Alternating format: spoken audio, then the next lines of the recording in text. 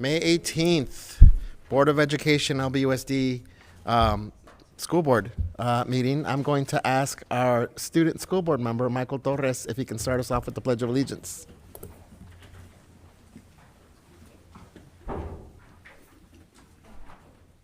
Place your right hand over your heart. Ready? Begin. I pledge allegiance to the flag of the United States of America and to the republic for which it stands, one nation, under God, indivisible, with liberty and justice for all.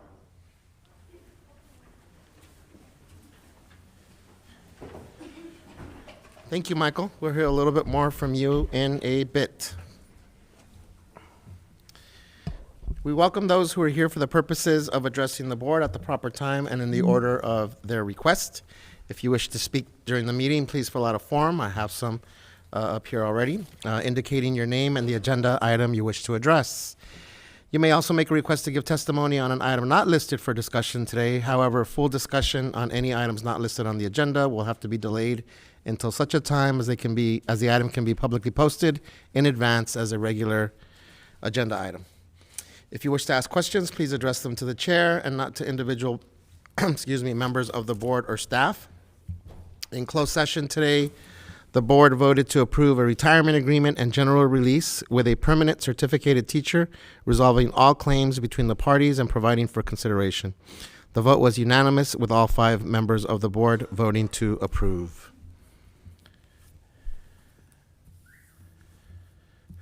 That was a nice little whistle, right? Because we look great tonight, right? That's what that whistle was for. Public hearing. So today we have our special education annual service plan and annual budget plan for 2022-2023. Okay, thank you, Leticia. Call for agenda items for separate action and adoption of the agenda as posted. Our superintendent, Dr. Baker, has requested that we move item 18.1 immediately after item 21 as part of our agenda tonight. So 18.1 administrative assignments, that we move that right after our report of board members. Do we have a motion? Move approval as amended. Second. Any discussion? Okay, call for the vote. All in favor? Aye. Aye. Any opposed? That passes 5-0.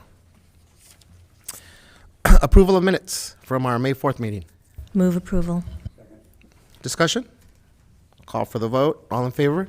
Aye. Aye. Any opposed? That passes 5-0. Actually, I'm going to abstain. I wasn't here. Okay, so let's redo that. Approval of minutes, item 11. All in favor? Aye. Aye. Any opposed?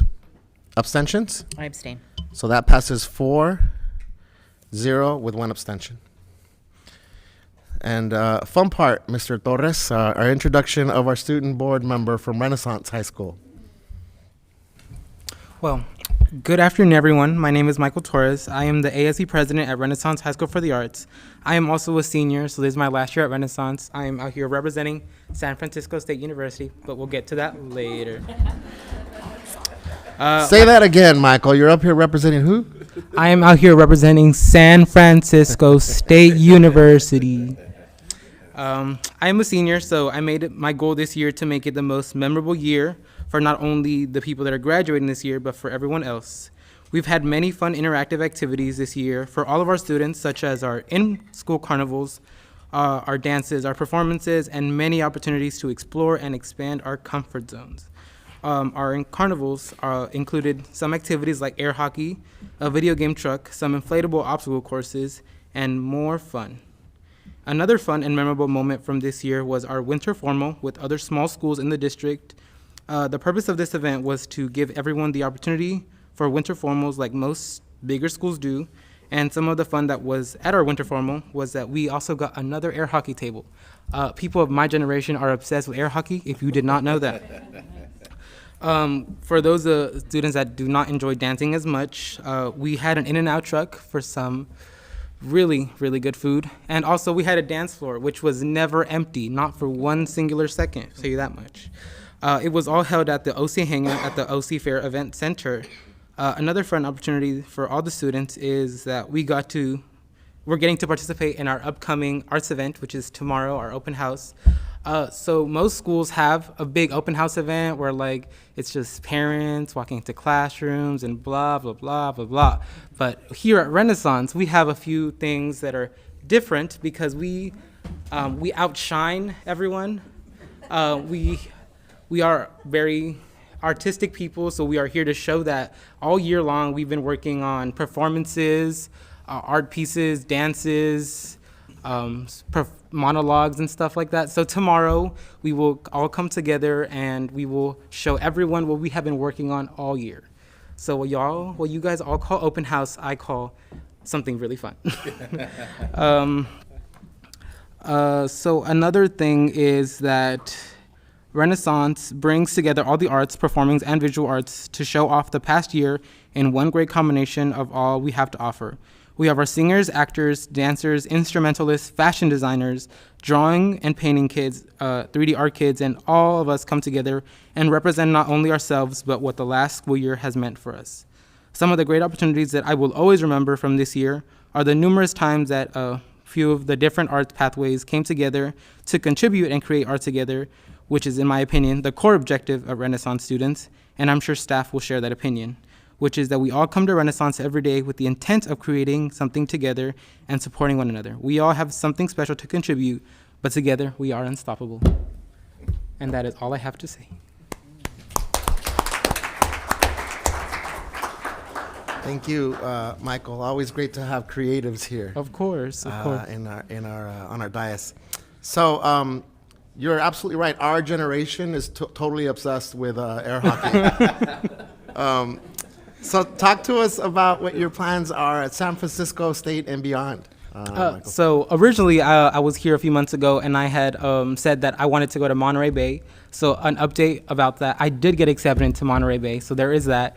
But I also got accepted into San Francisco State, and I was out there not too long ago, and I was actually able to experience the campus for their student day, and it was really fun. It really caught out to me because it felt like a bigger Renaissance to me, because at Renaissance we're a big community school. Like, all the teachers know all the students. Like, it's a really small school. Nothing ever goes unheard at Renaissance. So at San Francisco, like, when I got to meet some of the students that were walking us around, it was really fun to explore not only like the academics and everything that San Francisco has to offer, but like hear the student experiences there, because it's not just about like the school, it's about the students that make up the school too. Yeah, that's great. That's fantastic. Board members, any other thoughts or questions for Michael?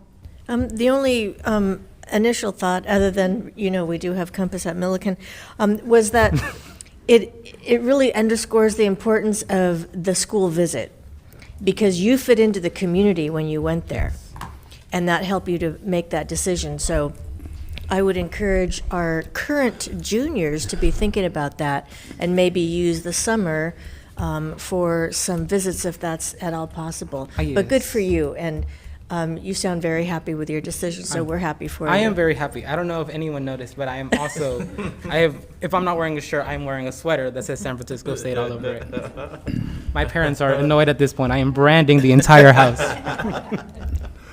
At least you stayed in California. Yeah. Yes.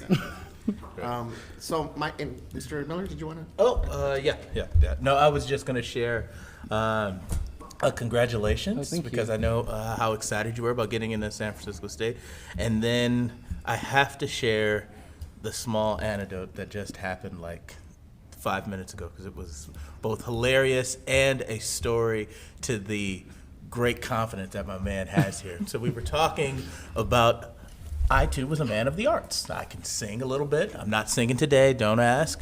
I used to do a little bit of acting, so I was like, oh, you're a thespian. He was like, well, I'm a triple threat. I was like, oh, my bad. My bad. So I love that, man. So just continue to keep up that great confidence, man. Of course. What are the 3 threats? Singing, acting? Singing, acting, and then I am working on dance at this moment in time. So Nice. we can figure that out. Yeah. We can figure that out. You can go tomorrow night to Renaissance. So check it out. Check it out. Check it out. That's right. I don't know about the dance part, but the other two I will gladly go and show. Mr. Otto. Do you have a specialty that you want to major in when you're at San Francisco State, or? I'm majoring in cinema.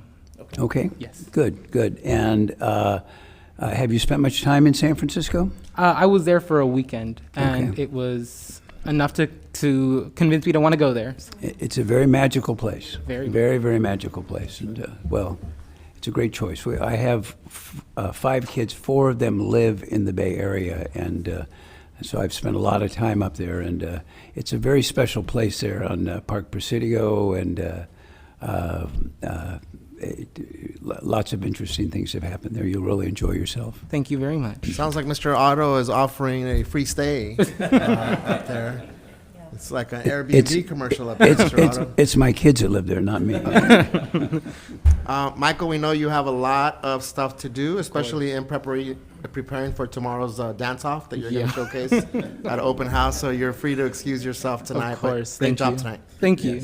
Congratulations. Thank you. Congratulations.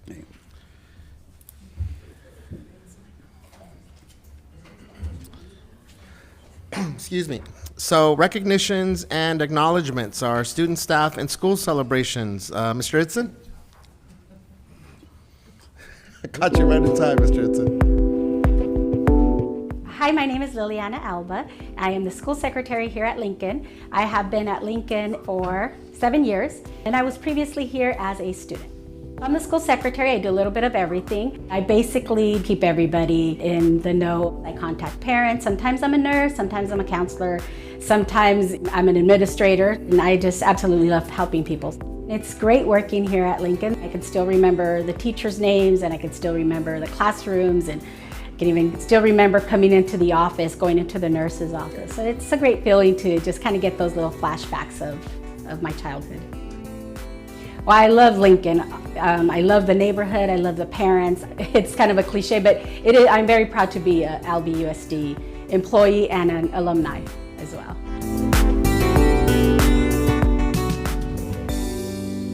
Love that, the welcoming culture of our staff at each school site. Yes. Next item, we have our public testimony on items listed on the agenda. Okay. And then these are the only ones that we have for non-agenda items, Leticia? Thank you. So we'll move on then to public testimony on items not listed on the agenda. Neil Patel?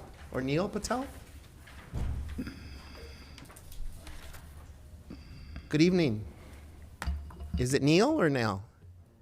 Okay. Yeah. All right. So good evening, everyone. My name is Neil Patel, and I'm representing the Long Beach Green Schools campaign. Today, I like to discuss why we should Neil, all can you make. give us a second just to start? Oh, there we go. Thank you. Sorry about that, Neil. Go ahead. All right. Good evening, everyone. My name is Neil Patel, and I'm representing the Long Beach Green Schools campaign. Today, I like to discuss why we should all make a change now instead of later. From pesticides to oil spills at seas and beaches to air pollution from fossil fuels and the biggest disruption in the fight against climate change, otherwise known as the COVID-19 pandemic, we are in an environment that is at risk of becoming a wasteland. For the officials in this, that we should all come together and work on certain policies that can be able to control not just the production of fossil fuels, but the overall increases in the net worth of this district.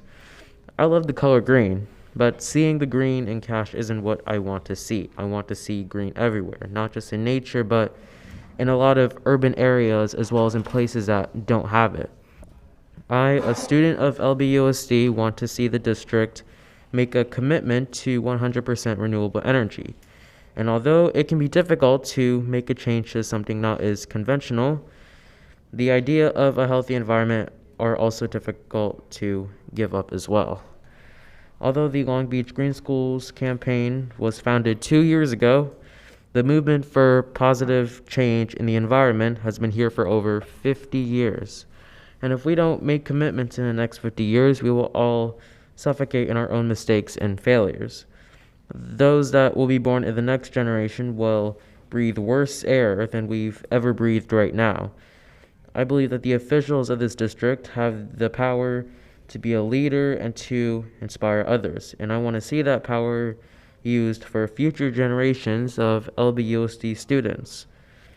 Hopefully, decisions will be made soon Let's work together to make improved and better predictions. Thank you for his time and have a good evening. Thank you. Pete Marsh. Good evening. Welcome. Hi, good afternoon, good evening, everybody. Pete Marsh, parent of three soon-to-be, or grandparent of three soon-to-be first graders and kindergartners in the school district. I'm supporting the Green Schools campaign, and since I spoke to you last month, I've been involved in several meetings with the students, with the staff, and with Ms. Kerr. And I just want to thank staff especially for some really engaging and productive meetings. Ms. Kerr, thank you for the research you did, reaching out to Portland School District. I think you reached out to several and found what is really an outstanding model in what Portland is doing. And there's an awful lot to like in there. We've had really productive discussions, not only with facility staff, but with the sustainability committee. It's almost shocking to me how productive some of these meetings have been, having suffered through many less productive ones. So really just that part is a short status report and a thanks. The other thing I'd like to do is share sort of a vision from a slide that I use when I teach climate change back in Shasta College in Reading. That's an interesting challenge. Harvard Business Review did a look at transformations that took place in the 20th century when a lot of our lives changed because of fossil fuels in many ways. And in almost every case with these transformations, the new technology, whether it was television or color television, washing machines, telephones, cellular telephones, volume starts out low, prices are very high for the new technology.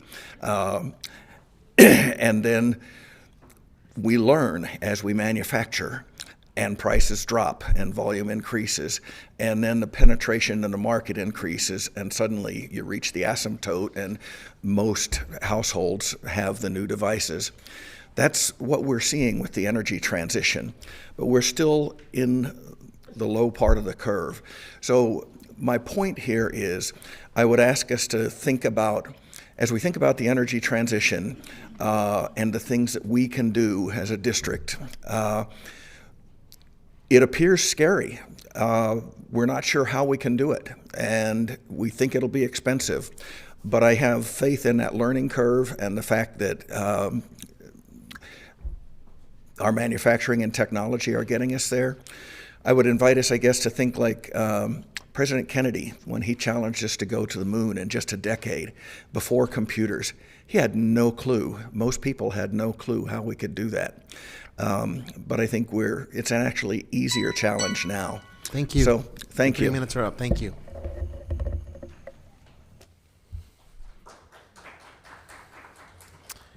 Teresa Gibbs. Good evening. Welcome. Thank you. Good evening. I'm here because of the bullying in the schools. Last week, my grandson was jumped by 3 kids. I have a very disturbing video of the whole incident that was sent to my grandson's phone afterwards. I have pictures of what he looked like afterwards. We ended up taking him to emergency, and he has a concussion. The 3 gentlemen, they were suspended from the school, but they were able to come back to school the next day after the fight due to testing at the school. I don't understand that after the severity of what took place, but that was the principal's thing that she did. He's been back to school since Monday because she told him he didn't have to come. He didn't get suspended, but he was told he didn't have to come to school Friday because she wasn't going to be there. When he came back to school Monday, he's been harassed by other students, calling him a snitch, telling him he got hit, he got beat, he got dropped. He's been called all kinds of names, and he's having anxiety. He doesn't want to be there, and I don't understand how this keeps happening. There's been a lot of kids that we all know what happens from them being bullied in these schools, and it don't turn into a good situation with them. I've lost one child here, and I refuse to lose another one due to this situation. Thank you. Thank you. Dr. Baker, can we follow up on that, please? Thank you. Rachel Woolwine? Good evening. Welcome. Good evening, board members and executive staff. My name is Rachel, and I'm an 8th grader at Keller Middle School.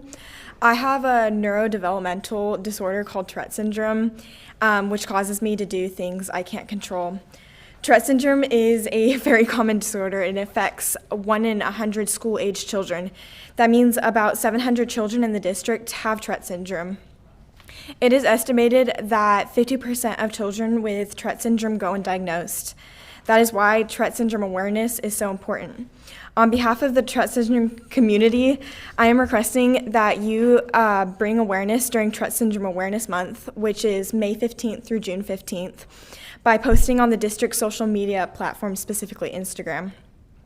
This post could be a simple post similar to the post made in April for Autism Acceptance Month.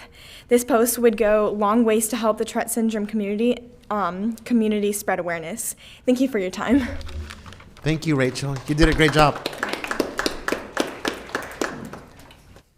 And as you could tell, many of our team here were taking notes on what you shared, so thank you.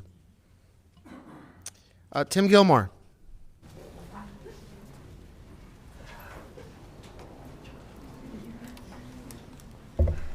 Good evening. Welcome. Thank you.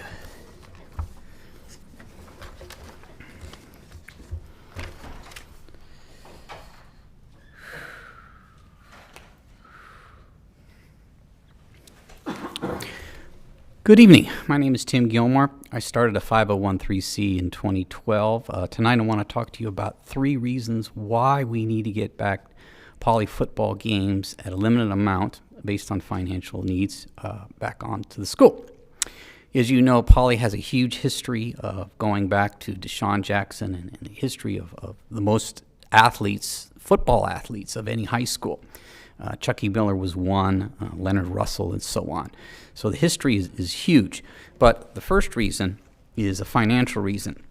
As you know, football programs cost a lot, basically about $100K typically for a football program. So the cost savings would be really huge and beneficial to the coaches and dealing with this, and the head coach as well as the assistant coaches really want to do this. The other thing is another problem is $6,000 to $8,000 right here for the cost. I have the receipt here of Long Beach Community City. This is the receipt of one of the football games here, and you can take a look. I think I've already sent it out to you before, but it's there. It's basically $6,000 to $8,000, which you're looking at for all the expenses and so on. I mean, they have everything they have to do. So that's really the first reason. The second reason is to improve the morale of the community. Basically with alumni, not just the famous alumni, but just your regular alumni, your coaches, your fans, people that enjoy watching poly football, booster club members as such. And the last thing, and this is another thing, doing it for the students themselves. Poly gets a lot of scholarships for student athletes and such. It has the most of any high school in Long Beach Unified as far as getting the football part of it done. I think that's really key to understand. It's doing it for the students and for education. I'm going to continue in the future to keep working this as such. I've already started a petition and everything. I have some people who already have signed it. But I'm also going to be dealing with DSA, hopefully going to come back and get some more information and so on and be able to share it with you all. And also the myth that it's not safe. I have talked to Commander Don Mock of the police department, and he's basically has said that he's talked to the chief, which is Chief Wally, and they've said that it's really not a safety issue. I know that's in the past that was one of the things that alumni and community people have communicated. So that's basically a kind of a myth. In conclusion, I'd like to consider for all these 3 reasons why we should be able to do that. and make that happen. And I know obviously this is a political year, so there'll be politics involved like anything else that I've been trying to deal with for about the 10 years that I've been involved. And also I'd like to see if the representative of Poly High School on your board here could say a few words after. I know that with the Brown Act that you can't, obviously, unless it's on the agenda, comment on it. So that's something. Thank you. Thank you. Okay. Our next speaker is Nikki Stokes. Hello. Good evening. So I just wanted to talk about like our children's mental health and how it's suffering due to bullying, due to the lack of knowing how to build relationships with one another.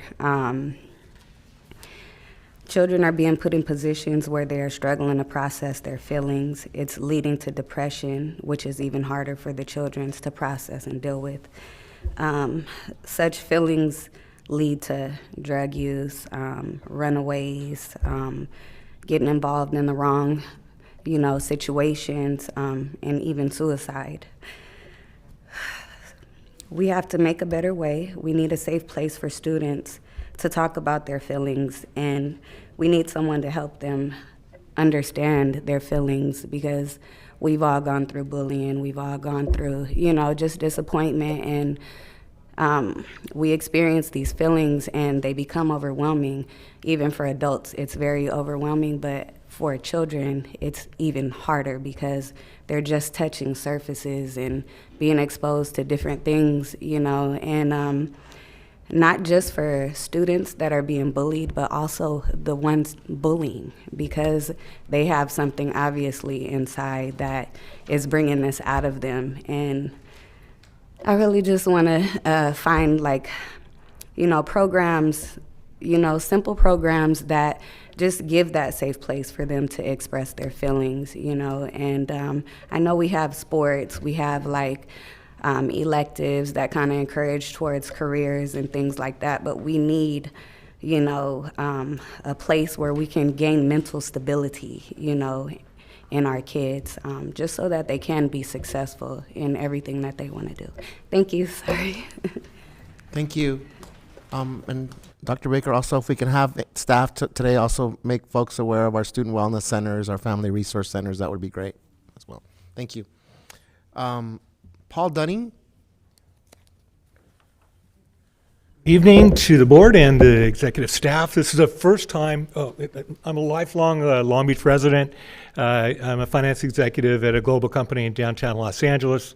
And I want to say, just to open, that this is the first time I had a chance to talk about my subject, which is drowning prevention, to an audience that's not in the United States. I'm a global leader in drowning prevention, specifically my work in Ecuador, helping that low middle income country escape from the burden of unintentional drowning. Where since I started the project in 2006 called Project Ecuador, drowning rates fell an astonishing 43.5%, leading the world in effectiveness and impact, as well as cost effectiveness. But I want to talk about curriculum. Specifically, curriculum of water safety, drowning prevention within the school district. And you have to excuse me, I'm not an expert in your world. I just want to increase the capacity building within your organization. And so more children will have a safe and productive life, knowing they can go on vacation and jump into a swimming pool at a hotel or the ocean next door. Let's start with where this all began. Let's go back in the history of drowning prevention.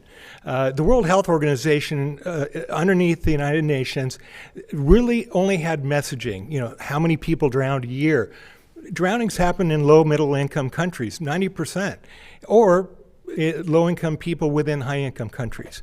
And that's where we are here in the United States. We have that diverse population here in the United States, as well as Long Beach.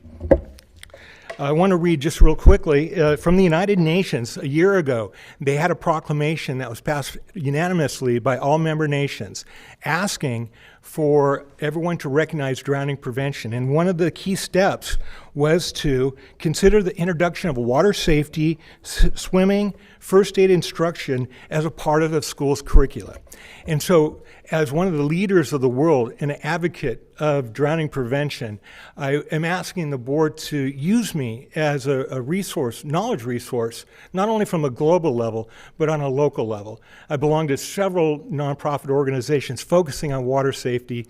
I stand here before you, part of the Aquatic Capital of America, and not only a donor, but taking part in their Waterproof for Our Youth program, where disadvantaged kids can learn how to swim at a very low cost, and to at least have the beginning of the water safety skills to lead a safe and productive life. Drowning is preventable. That's the key message. And it can be done effectively. Anyone can drown, and no one should. So if you please use me. I'm a valuable asset. I'd love to help. Thank you. Was that the last speaker, Leticia? Thank you. So let's move on to our staff report and Dr. Brown, student outcomes focus. What do you got for us today, Dr. Brown? So we're going to go a little bit different direction today than we've gone the past few sessions. So for our past few sessions, we've talked understandably about academic outcomes for students, right? And academic data is a big source of our data, but it's not the only source of our data that we collect. So today we're going to talk a little bit more about student perception data. Every spring, really more late winter of every year, we give the core survey. So it's a survey that's given across all the core districts in California. And we have just started getting the data back, and we've just started analyzing it. So I wanted to spend a few minutes talking about some of the findings, the preliminary findings, as well as some follow-up and next steps based on some student perception data that we've seen this year. As a reminder, the core survey is really focused around culture, climate, and social-emotional learning. And so it's broken into those two areas. And within those areas, there's multiple domains. So we have climate of support for academic learning, we have knowledge and fairness of discipline, rules, and norms, sense of belonging or school connectedness, safety, relationship skills, responsible decision-making, growth mindset, social awareness, self-efficacy, and self-management. And for a long time, actually, we've seen this slide before, but the core survey only dealt with social awareness, growth mindset, self-efficacy, and self-management. But then as the district started expanding its SEL work and aligning its work with the CASEL standards, we added those other two areas. There's also a bunch of addendums that are in the survey that talk about career paths and other such things.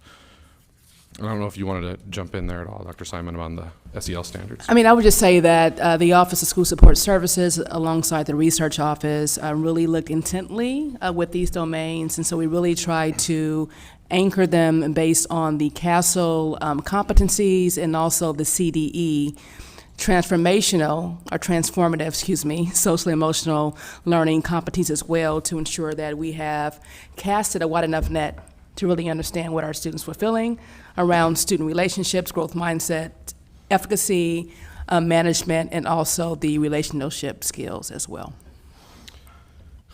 And we could do 60 slides and go through all these areas, but I think we'll break them up over multiple sessions as they're appropriate. So tonight I really want to focus on one area, and mainly because it segues from our work on academic acceleration. So for the last few months, as we've kind of emerged from virtual school to in-person school, and we're coming out, hopefully, of a global pandemic, we've talked a lot about making up for those lost opportunities for students and really accelerating learning. And we've shown a lot of data around student growth that shows what we've accomplished. But there's also this area around climate of support for learning that really shows how students are experiencing that in a non-academic outcome way. So I wanted to focus on that tonight. So there are 4 questions in the survey that get asked of students, grades 3 through 12. Mainly 4 through 12, but a few schools do grades 3 through 12, that are aligned to this support for academic learning domain. And there are questions like, adults at the school encourage me to work hard so I can be successful. For secondary students, they add on the part in college or the job I choose that they leave off for the elementary students. They ask the students, do your teachers work hard to help you with schoolwork when you need it? Do teachers give students a chance to take part in discussions or activities, and do teachers go out of their way to help students, right? So these are about perceptions of how they're being supported to reach that academic outcome that they need. And so when we look at the data, and I want to caution everybody, the data we looked at, that we're really beginning to look at right now is 1920, 2021, and 21-22. So I wouldn't call it pre and post pandemic. I'd call it pre and during pandemic. And I would definitely say that because the core survey is given in the late winter, generally in February at most of our sites, this February, I would still definitely call that during pandemic. I'm going to call that year 2, given the month of January that we all experienced. So as we look at these trends, we're trying to look at what's happening during the pandemic as opposed to after.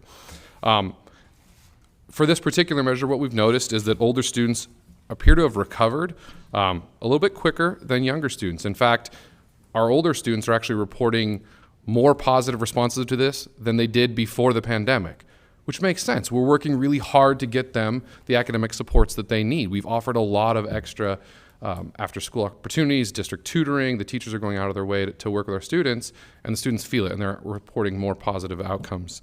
And let's be clear, when I say recovered faster, the elementary students are still reporting more positively on this than the secondary students. So it's generally a positive indicator across our entire system, given the work that we've put in. And so, I mean, I would like to take a moment to stop and invite our colleagues, if they want, especially Mr. Moskovitz and Dr. Camarino, to talk about maybe some things that are going on at sites that might be leading to this recovery that we're seeing. Sure. Thank you, Dr. Brown. I think, I mean, part of the structure of elementary schools allows for teachers and students to have that stronger relationship. Obviously, students are with one teacher for the entire day. Our teachers are well versed in creating that classroom culture, kind of family relationships. Many of our teachers create classroom mission statements, those shared expectations of what a classroom will look like. But in addition, this year, through the work in partnership with OCIPD, bringing in our literacy teachers, students who are struggling academically have on-site access to trained teachers to come in and support them in the classroom. We've also had, as you know, a very robust after-school tutoring opportunity for students, whether it's by classroom teachers or by outside agencies. So again, for students who may be struggling academically, lots of resources available to them.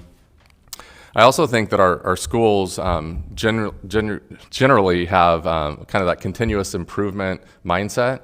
So every year when we receive these core survey results, our principals look for those areas that might have some areas for growth, some opportunities for growth within that, and they'll focus specifically on that. So a school that maybe one year didn't have the strongest student perception of climate for supportive academic learning, for example, they would then do more to really help students understand the opportunities that were available to them. So I think it makes sense that we would see over time growth in various areas because the schools start to focus on making sure students, in some cases, making sure students are aware of the opportunities that are available, and then in some cases actually providing those. So I think part of the reason we would likely see higher levels of student perception of support is because of that structure of the one teacher for the day. But I do think with some of the intentional supports we're putting in place this year through our Learning Acceleration Support Plan around literacy teachers, after-school tutoring, I think that also contributes to students' feelings of support. Thank you. Yes, at the high school level, as you all know, Dr. Baker has set the standard for our student advisory group.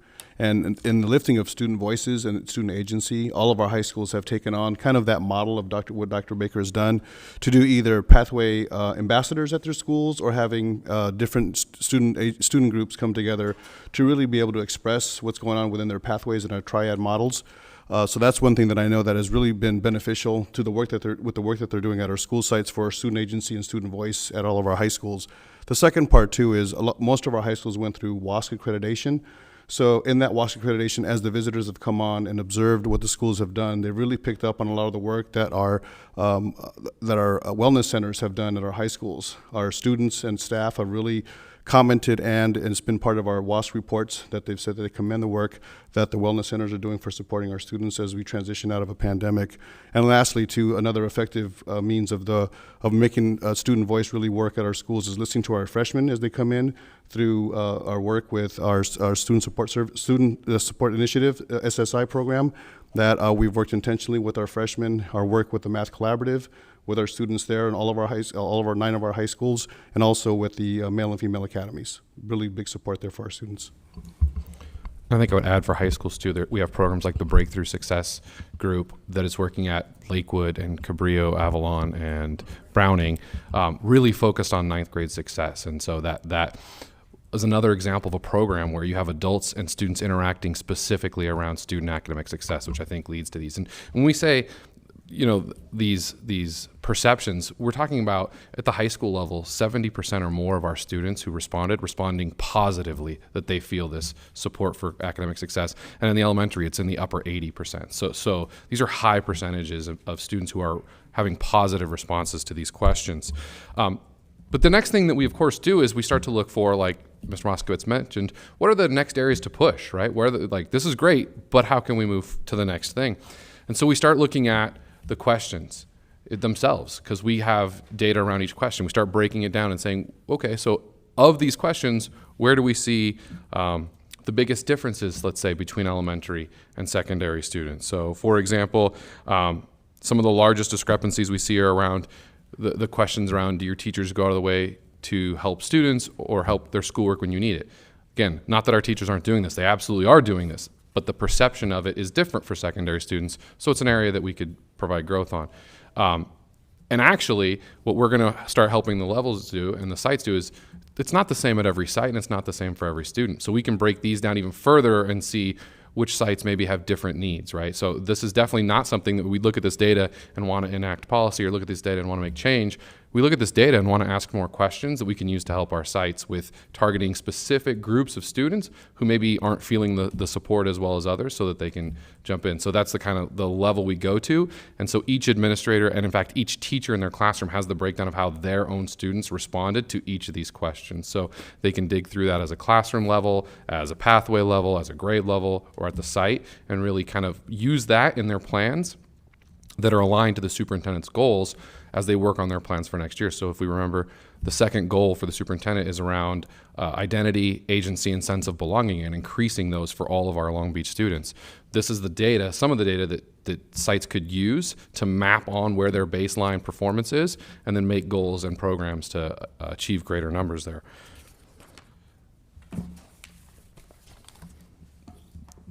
And so it kind of brings up, actually, let me go back. And a slide I didn't include for you, but just as I thought I would shout out for the example of the hard work that our teachers are doing in with their students. For secondary schools, there's a question that says teachers go out of their way to help students. And while it's a discrepancy from elementary, it's still the highest performing metric for secondary schools, and it's above where it was pre-pandemic. So that's a testament to the work that our teachers are doing in classrooms, making relationships, right? When you ask kids, do you teachers go out of the way to help you? And they overwhelmingly say, yes, they do. So I just wanted to make sure we shared that. And then we talk about next steps. So one of the shortcomings of any survey is it's really time bound, right? It's a snapshot of a point in time. And so when we give the core survey in February, often we know that sites can have fluctuations in their domains based, honestly, on what's been happening at the site for the 3 weeks immediately preceding the survey. And so when we want to look at a whole year, we want to look at how students are feeling over time, we really need to take multiple snapshots. So we're going to be giving our own pulse survey in addition to the core survey. We're going to give the first one on June 3rd of this year for grades 6 through 12. And then we'll later give it next year in the fall, winter, and spring. So those three combined with the core means we'll have 4 points in the year where we can snapshot student voice and student perception data and have an example, or an idea, I should say, of how we're progressing, how we're growing, and we could give that data to each school, how each school is growing aligned with the goals that they may have set and the initiatives that they may have started at their school level in addition to the district level. And that survey will also have, I wanted to speak to it because it came up earlier, it will have a place where students can indicate if they're feeling a need to speak to an adult. And so they can give us slightly more information about themselves than we would normally collect so that we can connect them with an appropriate resource immediately after getting those results. And we get those results live as the survey comes in. So we'll be able to check on that and respond to a student in need quickly. We kind of do that with testing now, actually. So as an aside, as we go through and get SBAC test results, if there's a test result that comes back that indicates a student might be in crisis or have some sort of need, we identify that and get with their school site and their counselor right away so that they can reach out to the student. So we do have some mechanisms to have students reach out to us in a safe, manner that doesn't require them to do anything in front of their peers. And so hopefully this will provide a lot of baseline data. We'll start breaking down the growth mindset data, the relationship skills data, and we'll bring that back to the board as well as to the sites and levels so that they can start looking at sort of district trends as well as their own site trends and seeing how their sites compare to the district overall in terms of these non-academic metrics that are still really important sources of data for how our students are experiencing their classrooms this year. So with that, I'll open it up to questions. Told you I had short slides today. Mr. Miller. Oh, thank you. So thank you for this. I did have a quick question and just give a little bit of some clarification on the core survey again. So you said that it was a survey that's given out once a year. Yeah, it's given once a year. Okay. So I have to look at the exact number, but there's a little over 1 million students, I believe, statewide who take the core survey. So it's given to all of the core districts, and actually it's given to more than just the core districts now, statewide. So any of the districts participating in the Core Data Collaborative take the core survey. Got it. So this is going to go to a larger question then. Do we have any surveys district-wide that we do more than just once a year asking the students to give us the status of their social and emotional well-being? So we will, beginning June 3rd. So we will be giving, 3 a year of our own plus this one so that we have 4 times a year. So the plan, I think, right now is to give one October, December, February, and May. So we'll have those 4 check-in points across the year. Historically, we don't have it in a regular manner. We've given the core survey every year. Some years we've given others. So this year we gave another survey through an outside agency that we designed. In the past, we gave surveys around at-home learning that we've reported on, but we haven't done it systematically like we're going to start doing it moving forward. I'm glad to hear that. Thank you. Because after we've heard what we heard today during public comment and all the things that are going on in the world, I think that doing a consistent social and emotional check-in with people is going to be, if it's something as digital as we're speaking with here or in-person check-ins, I think are going to be more and more important as the years progress. So I'm glad to hear that. That's really good work. It's also more formative in nature for teachers and for schools. So when you give the core survey once and then use it for goal setting and things for the next year, it's a lagging indicator to some degree, like SBAC can be. And so giving the pulse survey really gives more opportunities for a school to course correct on their goals, to think about the resources that they're providing and the way that they're working with students at the classroom level, but at school-wide as well. And Also, if I may, I think part of the, you heard Dr. Brown mention a moment ago, the real power in any of these surveys is not so much to look at the district-wide. It's good to look to check in at times, but really what's going on in individual school and in individual grade levels. So many of our schools over the last several years have been giving more frequent surveys. They'll identify from the core survey maybe a large area of need, and then over the course of the next year, before the core survey is given again, they will hone in on a specific area and do multiple surveys, maybe every couple of months, to get those kind of dipstick check-ins on progress. So that when the core survey comes back around, it's not a surprise. They've seen that, that growth over time. So you ready for me, Dr. Brown? Fire away. So I have a broader question about our overall related to Mr. Miller's question. Other assessments. I mean, there's a bunch of assessments, surveys, tests, but I'll save that one for now. I want to build on Mr. Moskowitz's what he just shared. So I still think about the Black Student Achievement Initiative video with the student testimonials that spoke to Black students' sense of belonging, sense of feeling valued, sense of being seen and being heard. And so some of what's in this core survey does speak to that. But specifically, I'd love to hear from you, Dr. Brown, and then Dr. Camarino and Mr. Moskowitz on your last point. So how do we determine correlation with our other assessments? So specifically here, we know that our middle school students of color are struggling, right? And as the data that you've shared with us at other sessions demonstrates, specifically our Black and brown students are, more than half of them are 2 or more years behind grade level. So first question related to that is, do we have the core survey disaggregated by our student subgroup populations? Yes, so we have the core survey data by every breakdown possible because we have it at student level. So we can correlate it to also any other measure that we have if we want to. It's just a huge pile of data that we can put with anything we want. But yes. Yeah. So I figured that. So can we sort of hear what you all are thinking in terms of early interventions? I mean, we've had data, for instance, on sixth grade accelerated math, right? And we know which students are struggling, not just in getting into that class, but in then ultimately getting a C or better in algebra, right? And that A through G pipeline. So maybe, and I love that you presented and then we heard from our level offices. So maybe getting a sense of correlations between our student experience, and I'm calling it this in terms of their social emotional learning.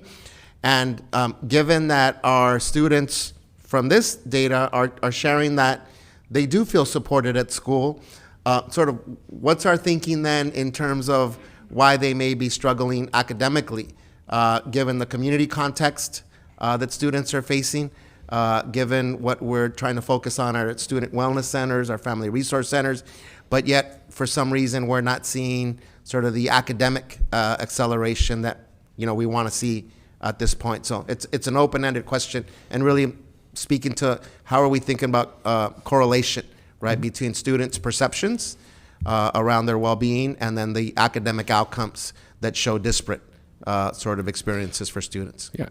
So I guess I would start by saying there's a bunch of other domains like I showed in the beginning. And so what we're starting to do for this year is disaggregate those domains to see, do we see the similar trends in those domains that we see in some of our academic indicators along lines of demographic breakdown. So I can get that and we'll work with the levels on seeing if there is correlations between those, right? We're really excited to look at, as we get to the end of the year, is there correlations between changes in those metrics and, say, growth rates, right? Because it's, like I think I've said before, I'm less concerned about placement levels right now. I'm more concerned with accelerated growth levels.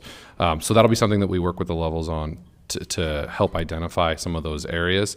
I will say that as we've looked through some, early there is some discrepancies, but in other domains there's really no measurable difference. So really trying to figure out which of the domains seem to be impacting the most. And then when it speaks to interventions, I'll defer to my colleagues.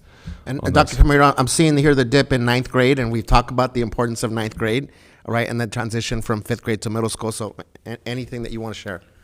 Definitely. I want to also give a commendation to our middle school counselors who have worked with our SSI teams as we've gone out to do recruitment and getting to know our students and families in the 8th grade as we start to develop our SSI classes for our 9th grade students there too, and letting them know what we have as support mechanisms for them. And we have a lot of students who fall into that category of falling into the support for 9th grade. So we tell them about the Male Academy, Female Academy. We tell them about the Math Collaborative, the empowerment that we want to do there. We've had parents who have been involved in our parent meetings that we do. We do recruitment over the summer.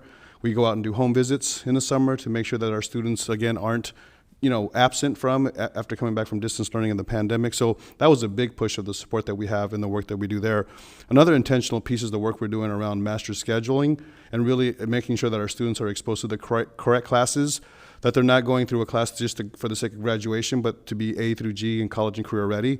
So a lot of intentional work is being done on surveying our students to make sure that they know that these are the courses that they should be taking. The A through G and Dr. Lund has done the same thing with our middle school kids and actually have had cards sent out to the parents and students of what A through G really means. So the work that we've done there and really letting our staffs know that work on the master schedule that these are the courses that our students not only want but also need. So they're not taking courses that are just a waste of their time for the sake of graduation, right, or just to take another course because they need a 7th class. So that work is really intentional and really having a master schedule that is really set up for students' success, not just because adults want to have a particular course they want to teach. So those are huge pieces that we have in the work that we're doing there.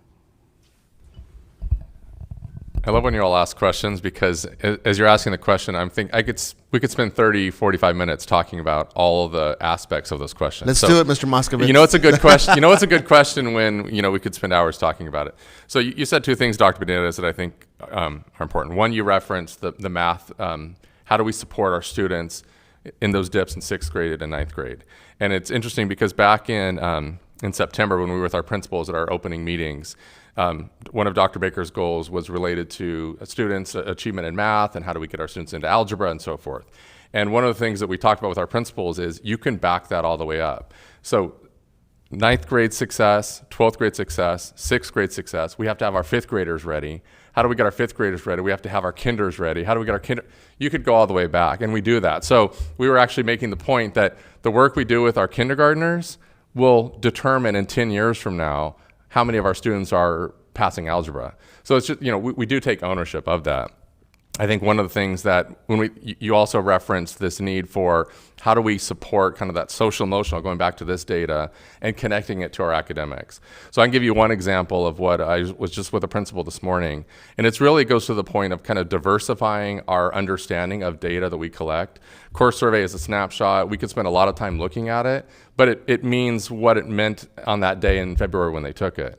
But what this principal and her team, what they're going to do in the coming weeks is they're going to do some empathy interviews with about 30 of their 5th graders who have been with them since kindergarten.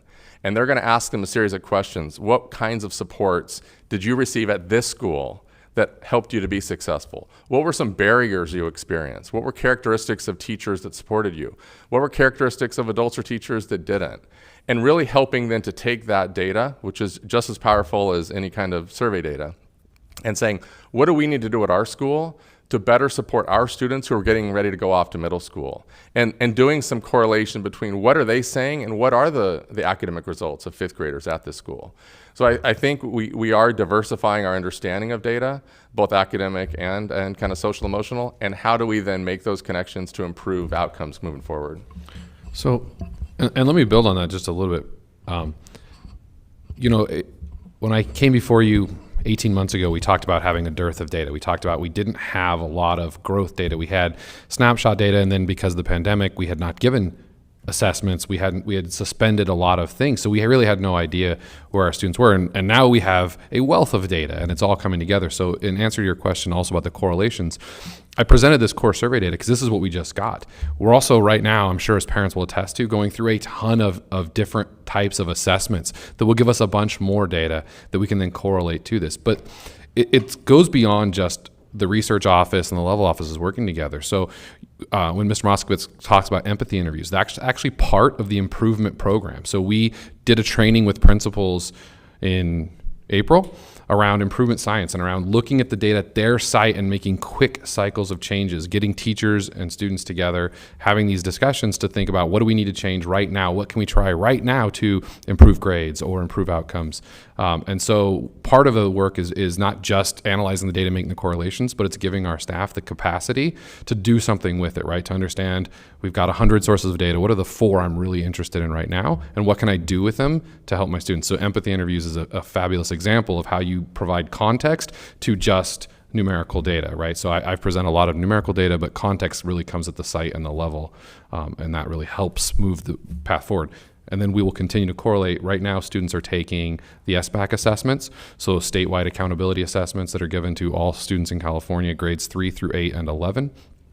High school students just finished or are in the midst of finishing AP exams, so they're really buried under that. They're taking the CAST science tests in 3rd, 5th, 8th, and 12th grade right now.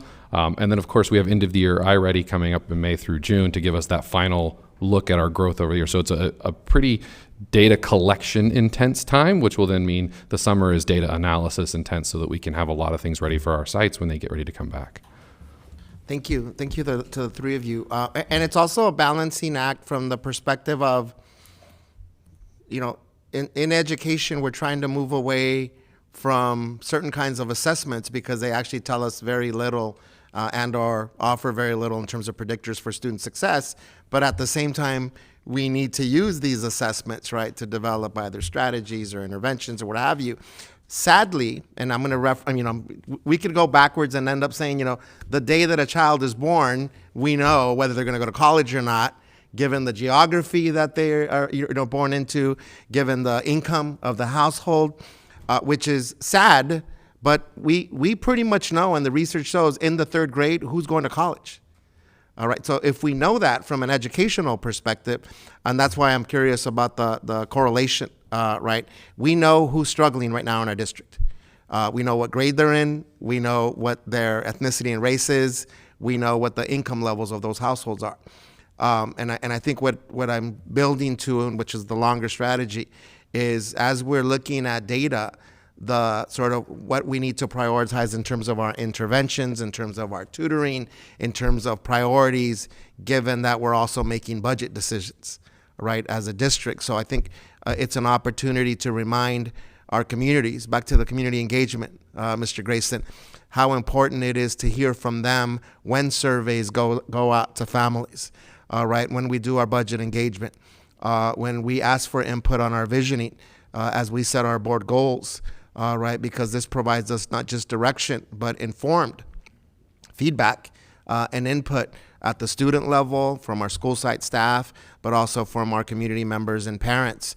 Because, again, this data set tells us something related, but very different from SBAC scores, right? So I'll finish up with that, Dr. Brown, Dr. C. Brown, because I do think it's difficult for parents, for students. You know, I got a 4-year-old that comes back and says, we did, SBAC last week, we did SBAC this week, we had open-ended writing math questions this week. I think it is difficult given we have so many assessments, surveys, some good, some measuring some things, others measuring others, for you to just give us a glimpse of, okay, so what are those important assessments, tests, some statewide surveys that help inform and guide the kinds of things that Mr. Moskovitz and Dr. Camarino are talking about? Yeah, so, I mean, some of the tests are, of course, state mandated. And I think we've talked in the past about tests like SBAC. So right now, the big one's SBAC. SBAC takes multiple days for the vast majority of our students, and it's in English language arts and mathematics, and they do computer adaptive multiple choice tests, and they do open-ended writing responses for both ELA and math and performance tasks. Part of that is state accountability, right? So responding to our state dashboard that any member of the public can go look at and see our change year over year. But we've talked in the past about how that's not really looking at the same group of students. So as far as the state goes, they look at third grade, then they look at third grade again, but those aren't the same students, right? Those first year students are now in fifth grade. So it gives us a little bit of summative data. We've added iReady to be able to get mid-year growth data and really look at how individual students in a classroom are growing. So SBAC is fine for the state to look at us as a district, but iReady is much more useful for us as a district and for sites to be able to look at themselves and look at growth. And we know that the two are actually correlated. We know that if you see growth on iReady, you generally see higher performance in SBAC. So they're not unrelated. They're just giving us information, and at different times. We might not see SBAC results until September or October for a test that's given in May. Our sites need to be able to react much quicker than that. They're going to get iReady results from June in June. Like, they'll have it back right away, as will parents. They'll get the parent report. So those are, I think, the two big forms of assessment right now. The core survey goes out to parents as well as students and teachers every year. So encouraging families in February to take the core survey as a great source of feedback for us of their perception is another good example. And then there's a lot of tests that are not state mandated and not necessarily used for our data, but we use as opportunities for students, right? So AP exams are a good example. We want as many students as possible to take AP exams because that gives them access to other options when they leave us, right? That gives them opportunities that we can't provide here. Same with PSAT and SAT. So we provide the PSAT and the SAT for a lot of our students, both in the fall and the spring. Again, one of those things, we do look at the data, but it's not really data for us. That's an opportunity exam for students to get them doors open for post-secondary options, to tell them how competitive they're going to be and give them data around things that they might need to work on so that they can be successful with whatever they choose to do after they leave us. So we have sort of a pantheon of tests that do different things and provide different information to different stakeholders. And we can continue to try to communicate that out. As students take tests, what's the benefit to the student of the test and what's the benefit to the family and understanding the student's progress, and then what's the data that we use. Thank you. Anything else, colleagues? Yes. So we've talked a lot about interventions for our students, but what do we have in place for support for the teachers? Is that a conversation for another day, or?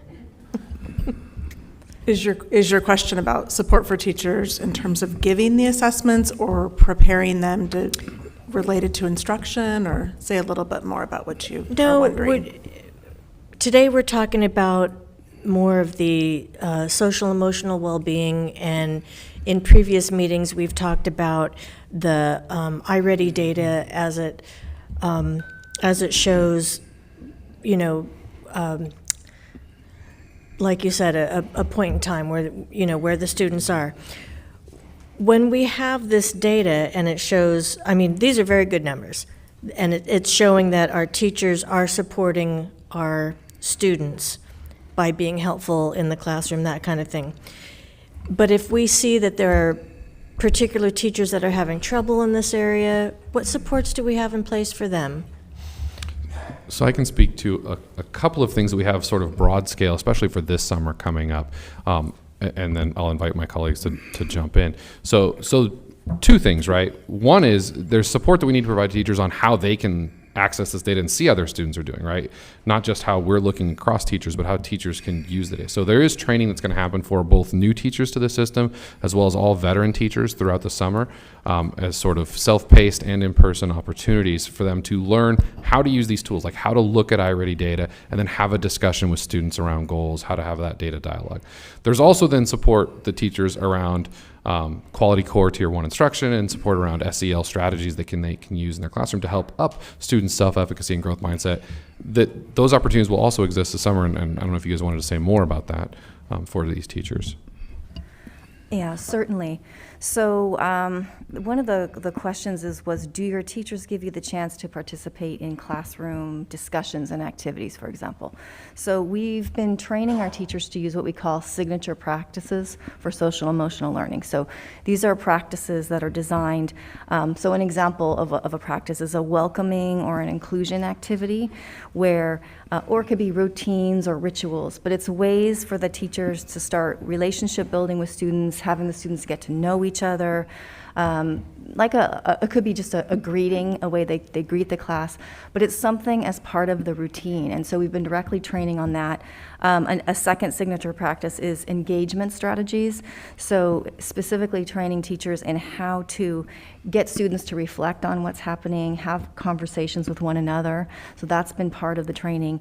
And then finally what we call optimistic closure, which is really interesting. It doesn't mean you have to be all happy about everything that just took place. That's not what it means. It means that you're making connections, you're identifying next steps, they're expressing what they're curious about. So these are some of the ways that we're working on through professional development and helping teachers to develop that sense of community, impact students' sense of belonging, and in some ways begin to build relationship skills for kids. I think Dr. Kill's being very humble.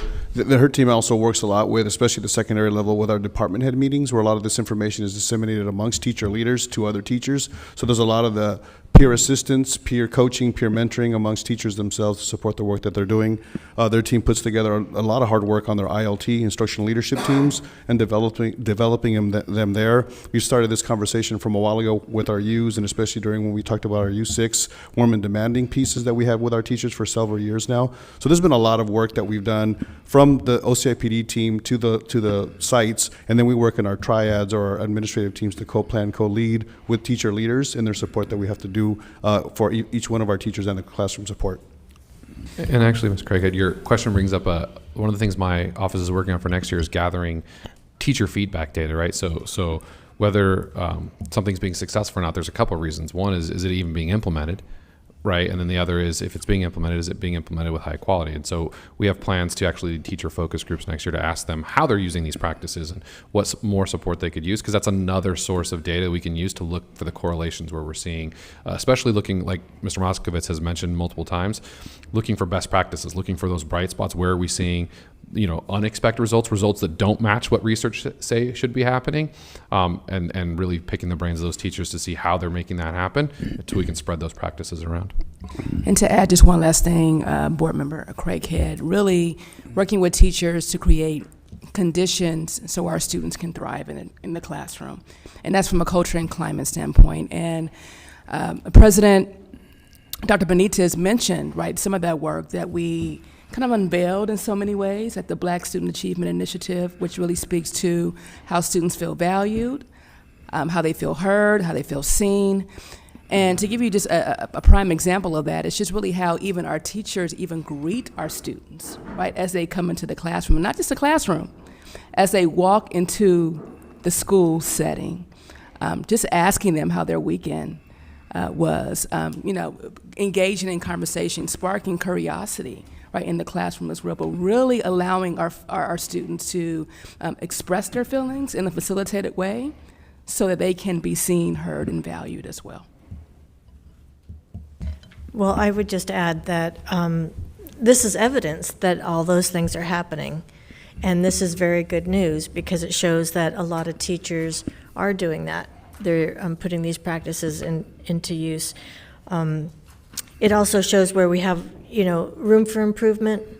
And I'm happy to hear that we have so many supports in place, not just for our students, but for the teachers as well, because obviously they're the ones spending the most time with our students. So thank you, everybody. Great, thanks.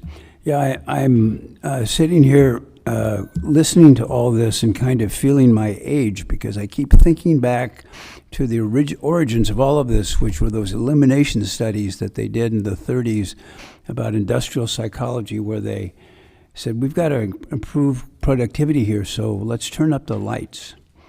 And they did, and productivity increased. And so they said, that's great, let's do that again. And they did, and the productivity increased again, and they did it a third time, and it did. So the fourth time they said, let's turn the lights down. And they turned the lights down, and productivity improved again. And everybody said, what do you think that is?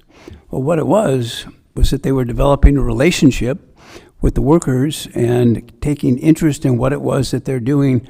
And this is just that in spades. I mean, what this is all about, I think, is developing relationships, not just with teachers and students, but with district that's taking notice of what's going on. And I'm just overwhelmed by all the nuanced ways that we're doing that and the data that we're gathering, and that we're not only gathering it, but we're analyzing it, then we're sharing it with teachers, we're sharing it with students, we're sharing it with their parents, and it's all about creating these relationships. And that's the heart and soul of what it is that we do, and I think we're known for that. And people feel comfortable. President Benitez said, and this will go into our visioning. And I've had, since this meeting started, 2 calls from people that are partners out in the community that want to know when we're going to get together to talk about what it is that our ideas are about going forward. And it's a good place to be. It's not the end of all this, but it's a good place to be. And so this is great work, and just like I said, made me feel old because I remember where it came from.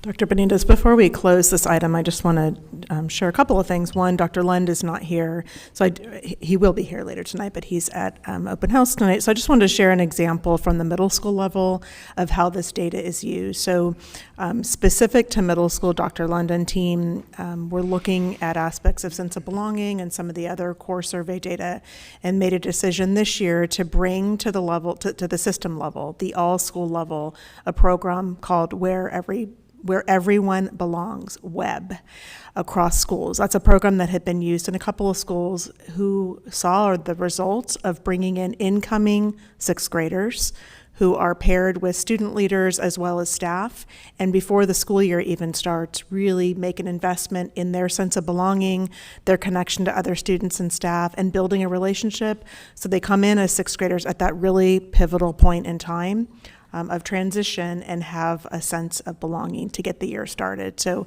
again, something that had been done small scale, but that he, with our ESSER funds, was able to really uplift to a system level implementation. So wanted to bring that in. Wanted to thank Dr. C. Brown, as he's being called.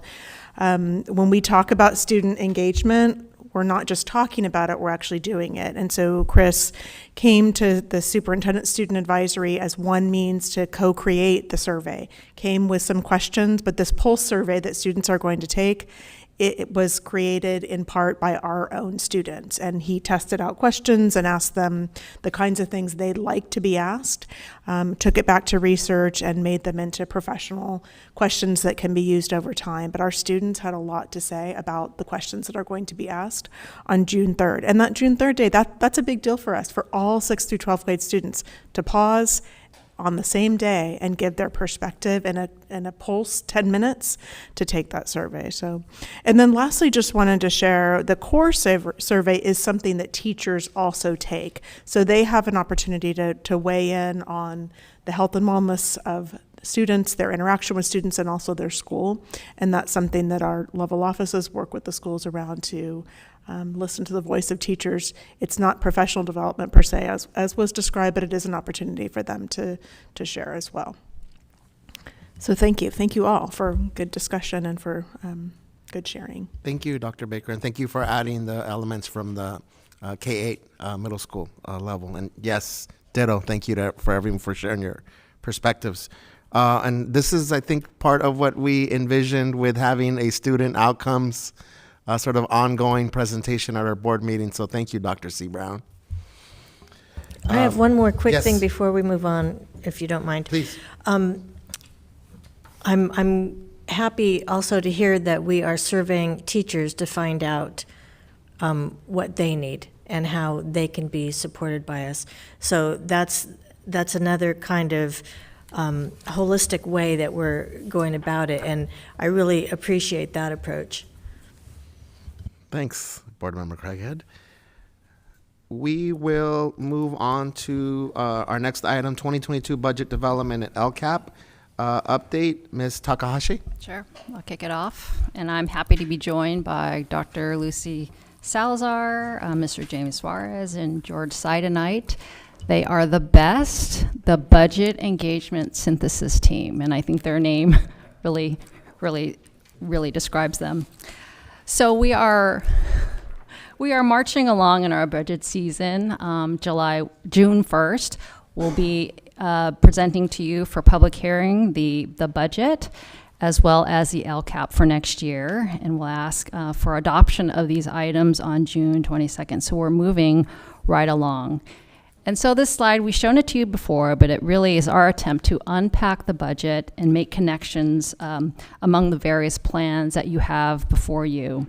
So here we see the local control funding formula being what we consider our foundational funding of the base grant and the supplemental and concentration grant that is really addressed in the local control accountability plan. Our LCAP. Above that, we have our state grants and entitlements and federal grants and entitlements. And in here, you'll see the special education funding that we receive that is addressed in the special education local planning area plans that you have before you tonight. So just wanted to call that out. And in an upcoming meeting, we'll be talking about the Extended Learning Opportunities Grant that is part of the before and after school program funding that we'll receive. It's about $17 million, so that will be coming before you. So just to put these plans into the context of the wider budget. And of course, we always like to call out the Learning Acceleration and Support Plan, which spans multiple layers of this display and this funding. And it really is our district plan to address our academic and social emotional needs of our students, and really draws upon programs from many plans shown here. So we say this is a draft budget because it truly is a draft. It will be modified based on the May revision that was released on Friday, where the governor proposed some increased funding to the base and quite possibly substantial one-time funding. So we're seeking details on this funding, of course, which we will be able to incorporate in the June 1st budget that we present to you. And of course, the May revision is proposals. They are proposals to the state legislature. They need to go through the deliberative process. The state legislature is required to pass its budget by June 15th, in which case the revenue picture may change. And we will be back, and we have 45 days from the time that the governor actually signs the budget for us to make budget revisions. So the revenue picture will crystallize over time. So in the development of the budget, and our multiple plans, we draw upon and build upon multiple budget engagement efforts from last year's budget engagement effort and surveys to this year's. We really utilize community feedback in the formation of our plans. And so we like to say budget is not a thing or an event. It's a process that really relies upon ongoing feedback from the community. So at this point, I'd like to call up Lucy Salazar to provide us some more context and color on the LCAP. Yes, thank you. So thank you, Yumi, and hello, everyone. So in the next few slides, the rest of the team will be able to highlight and share some updates around the Local Control Accountability Plan, or the LCAP. And as it is today, it's in its draft form. But before we do that, I just wanted to remind us that our engagement with various stakeholders has taken place over 3 phases. So we're currently in phase 3, but in phase 1, just to remind us all, it included engaging with our parent advisory groups, and in phase 2, we went back to our parent groups to share some preliminary data around thought exchange. So it is also in phase 2 when we directly engaged with students, because here we know that what we know to be true, and as it is stated in the Learning Acceleration and Support Plan, we know that when we seek the voices of students, we learn that their input is key customers, keeps us focused on the areas that will add value to their experience and their overall sense of belonging in our schools. So as we find ourselves in phase 3, we'll be able to share in a few an update on the LCAP draft, but we also want to remind our community that we continue to seek their feedback as we did the last time we were here, and knowing that eventually we'll return and seek the approval of the plan as we get to the end of June. So the last time we were here, just again to remind us all, during our May 4th presentation, we shared some of the data and some of the input that we had received at that time. Again, we're continuing to seek input from our community. And I want to remind everyone, not just here, but at home viewing us, that you can find it on our website in all 3 languages. And that website, of course, is lbschools.net/LCAP. We also want to bring attention to the section that is called the highlights section of the LCAP. We felt that it was important enough the last time to mention it, and we're mentioning it again tonight because it provides the context for the process and the development of this draft LCAP. So here you see the 5 different highlights in the highlights section of the LCAP. We see equity, local control, learning acceleration and support plan, budget engagement process, and lastly, LCAP, as we continue to address the pandemic's effects. And so with equity, a lot of effort is being taken to demonstrate throughout the LCAP that there are numerous equity initiatives that are driving actions and services for our students, and we are secure and confident that equity is apparent and that there's evidence of it throughout the draft LCAP as it is right now. In local control, there's also evidence, you can find lots of evidence, how sites have the flexibility to construct their programs and services to best meet the needs of their students at their sites. With the LASP, or the Learning Acceleration and Support Plan, again, it's been mentioned tonight, it's been mentioned before, but again, it bears mentioning and reminding that it's an attempt to show how braiding of many resources are coming together. And so with the LASP, we can articulate how the budget, engagement, and the development process has been coordinated across several plans. And then our budget engagement process is a focus in which we highlight what is best for students and uplift the programs and services that meet their needs. And lastly, we want to acknowledge how the pandemic continues to have profound academic and mental health effects on families and students. And as such, the same services and some of the programming that appeared last year is still in part of our draft LCAP. So with this review of what we have done and where we are in the process, I'd like to ask Mr. Suarez to come up and share with us an update on the LCAP. Good evening, and thank you, Dr. Salazar. Just want to start with a little light math for you all. 75% of the draft LCAP is devoted to the 5 goals and their corresponding metrics and actions. These sections detail the measures of effectiveness and the specific programs and services, also known as actions, that are proposed for implementation next year. These sections make up the bulk of the LCAP, 75%, from pages 16 through 60 in the draft. The next couple of slides will highlight some of the programs and services for each goal. As has been shared, much of the community's input during our ongoing engagement activities have focused on the complex and severe adverse effects of the pandemic on students. And as such, many of the actions that you will see in the draft LCAP are a continuation of last year's efforts to support students.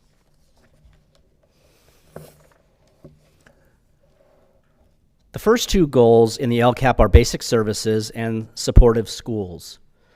More specifically, Goal 1 states that students will receive basic services that are fundamental to academic success, including qualified teachers, standards-aligned instructional materials, and appropriately maintained school facilities.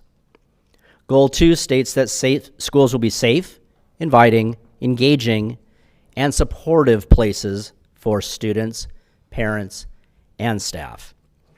Some of the programs and services are listed on the slide for both the goals. One of the actions that we want to focus on tonight is efforts in restorative practices.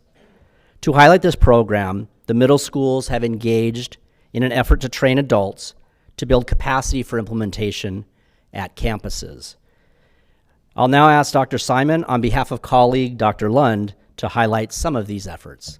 Dr. Simon, thank you. Well, I thank you, Mrs. Suarez, and to Board President, Dr. Benitez, to our board members. Some of the highlights from the RJ work from the Middle School K-8 office are Amy Love, who is our SEO TOSA, and Suzanne Carverly, principal at Stanford, have facilitated weekly training and collaboration around restorative practices and coaching for 5 sites. There have been hundreds of restorative circles modeled and facilitated by our TOSAs, which include Amy Love and teachers. Our contract with CCEJ that has been utilized to support virtual RJ trainings across 6 sites, focusing on restorative dialogue, circle processes, and community building activities. And then the last one that I'll read is the Advanced Harm and Conflict Training for MS K-8 administrators, including how to facilitate reentry conferences for students who have been suspended. Thank you, Dr. Simon. Appreciate it. So we'll go to the next slide. So Goal 3 contains the largest amount of programs and services.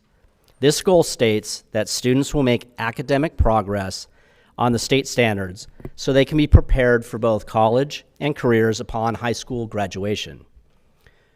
As you can see by the slide, there are several areas in which the draft focuses on academic achievement, including academic support staff at schools, language accessibility, allocation to sites of LCFF funds so that they can make decisions about how best to meet the needs of their students, and the Black Student Achievement Initiative. Tonight, I also asked Dr. Kale to highlight the literacy support at school sites to stress the importance of highly qualified teachers and specialists to assist students that may need additional help, including English learners. Also, let's talk about LBUSD's strong, articulated, comprehensive literacy program. Dr. Kale, thank you. Thank you, Mr. Suarez. All right, so the major work on this initiative has been through a partnership, and I want to give a shout out to Lisa Worsham, who's been leading the efforts in OCIPD, working alongside our colleagues Kim Weber, Nicole Houghton-Childs, Demita Myers-Miller in the elementary office. And they have been providing support for all 54 of our elementary and K-8 schools. So this work is happening across each of those schools. So we have 93 literacy teachers, 52 instruction and intervention coordinators who comprise together at their schools what we call the literacy teams.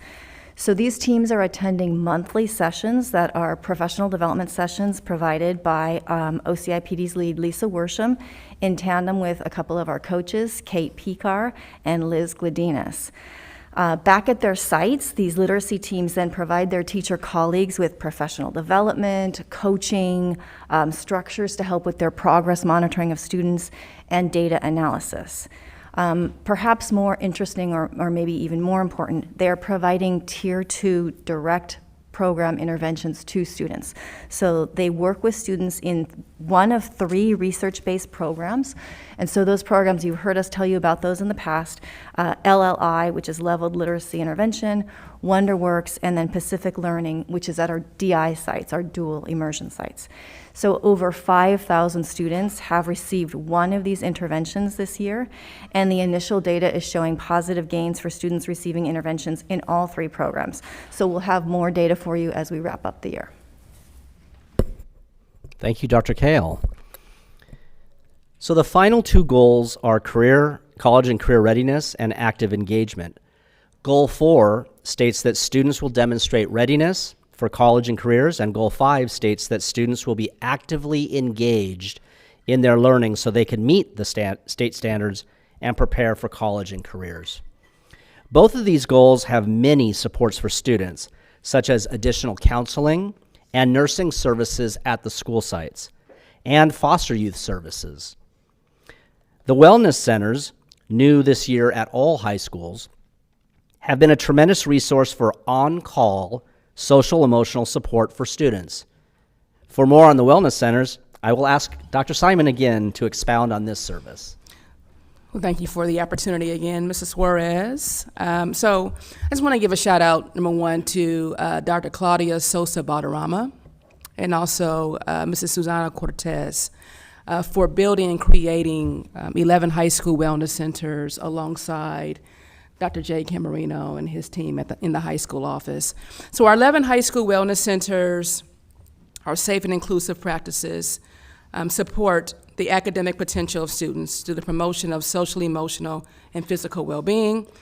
The centers, but not limited to, also provide the following interventions and supportive services, just for you all to know. So short-term counseling services, individual group, social services need, empowerment, educational workshops, peer mentorship, counseling, parent support groups, advocacy. We have basic need closets at every wellness center, which have food. Our kids love the top ramen and many other things that are located there, but also clothes and basic needs, necessities that are provided there too. And just to give you a snapshot of some of the data that I receive from the wellness centers. For our self-referrals, we have close to 9,000, and that's since the beginning of August. For walk-in students, we have close to 51,000 students who have walked into our high school wellness centers, which is simply amazing.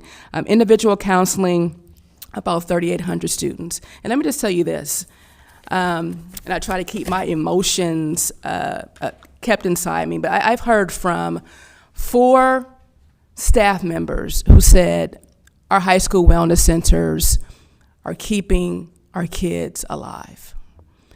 That is super powerful, just knowing what many of our students, right, are going through this year, pre-COVID, during COVID. So just to hear that, every time I hear that comment, it just does something to me emotionally. But I want you all to know just the power of what our social workers and our counselors and our school psychs who are staffing those wellness centers are doing on behalf of students and the service they are providing to student staff, parents in this community as well. I think that is tremendous. Thank you. May I add one more item too? As part of the high school office, one of the things that we do is we approve field trips. And so once in a while, we'll get a field trip request form that will ask our chaperones to be listed, and sometimes our wellness center teams are on there, members. Unfortunately, we have to deny those because so many of our students want the wellness center team members to be a part of their field trips, but who would be back at our wellness centers to help support the rest of our students. So just know that the students have really pushed for them to be a part of the staff in a loving way, supportive way. And as I mentioned before already, it's been just the talk of the town when we have our WASC and outside visitors come over to our campuses to see what we're doing and how we're keeping our students safe at our schools. So thank you to Dr. Simon and the team. Since you jumped in, Dr. Camarino, what we're hearing here from both Dr. Simon and Dr. Camarino is the huge impact that our wellness centers are having and the need to continue prioritizing the work and the staffing and the resources for our wellness center? Is that a, yep. Okay. Definitely, yes. Okay. Well, and the good news on that, Dr. Benitez, is that this action, as well as the other actions that you heard from Dr. Simon and Dr. Kale, are a part of our draft LCAP to continue for next year, because they were needed for this year based on data that we had and input from the community last year. But they're still needed, as we've heard the devastating effects about the pandemic's effects on students. And so we definitely, of the 3 of the 30 actions that are in the draft LCAP, those 3 are being recommended based on input from our community to continue. So you didn't think I'd leave without reiterating that LBUSD is continuing to take input and questions about the LCAP at www.lbschools.net/LCAP. So now let's bring up George Tsai, the Assistant Director of State and Federal Programs, to share some next steps and plug the input and questions webpage again. Mr. Tsai. Thanks, Mr. Suarez. Good evening. So to meet the state deadline of a board-approved plan by the end of June, we have worked backwards and created a timeline that works. You can see here as far as our next steps, once we've received the May revised details, we are able to work and construct a budget to start putting dollar amounts with each of those actions that you see in the plan. The sections will be completed, will be revised. We have 2 main sections that we'll be working on completing. That will be the reflections and also the increased and improved services as well. We are seeking continuous feedback, so we will be responding to questions and comments regarding those that have read our draft LCAP, and then also issuing a community report to address the number of community input that we've received so far. You'll see us again June 1st when we present the LCAP again for a public hearing, and then on June 22nd, we will be asking you to approve the budget and the LCAP that will be presented to you then. However, we are also going back to the draft feedback and questions request. So, in order to do that, you need to know where to go. There's this district website called lbschools.net. If you click on the link down below that has the local control and accountability, you can get to... we got to give it up for that. You can get to a website that you can also type in. It's lbschools.net/LCAP, right? From there, you can see that you can access the draft in multiple languages.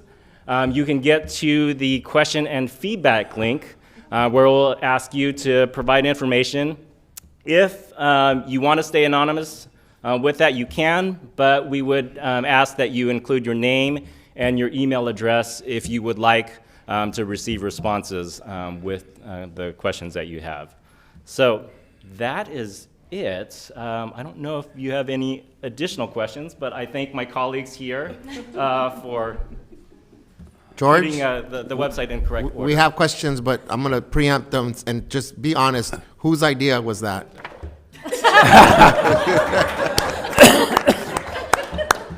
Colleagues, I'm sure we have a lot of comments, questions. We do. That picture that I just took, and I think Dr. Benitez took one, is tweet-worthy, so I'm sure Mr. Grayson took one as well. So I pulled up lbschools.net/LCAP right here and see, as Mr. Suarez says, that 75% of that information is already in there. So some of the program descriptions that were talked about I see are already in here. What is missing is data from 21-22, obviously, and dollar amounts that we're going to commit to that. So I know we're going to be back here on June 1st, but for people, us included, who want to read all 80 pages, when can we expect to see some of that filled in? I'm assuming before June 1st, it might be in there, but when can we have, do you think you might have some of that filled in, or will it be incremental? So we are waiting for the kind of the analysis of the May revise to be able to ensure that the dollar figures that are represented are equal to what the May revised budget is telling us, because that's mandated. We have to have the same amount that they're giving us put into the, so our objective is to have it absolutely finished before June 1st.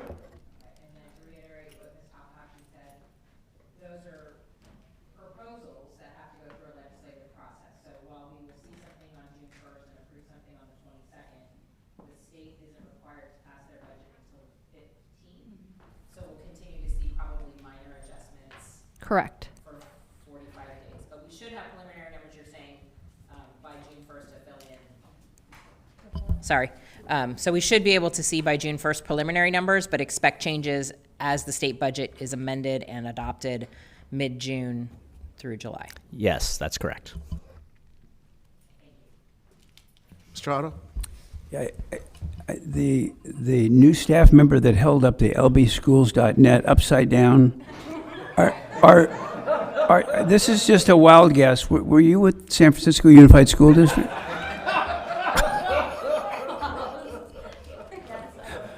That was a wild guess. Or maybe with the Board of Supervisors. I don't remember which it was. But.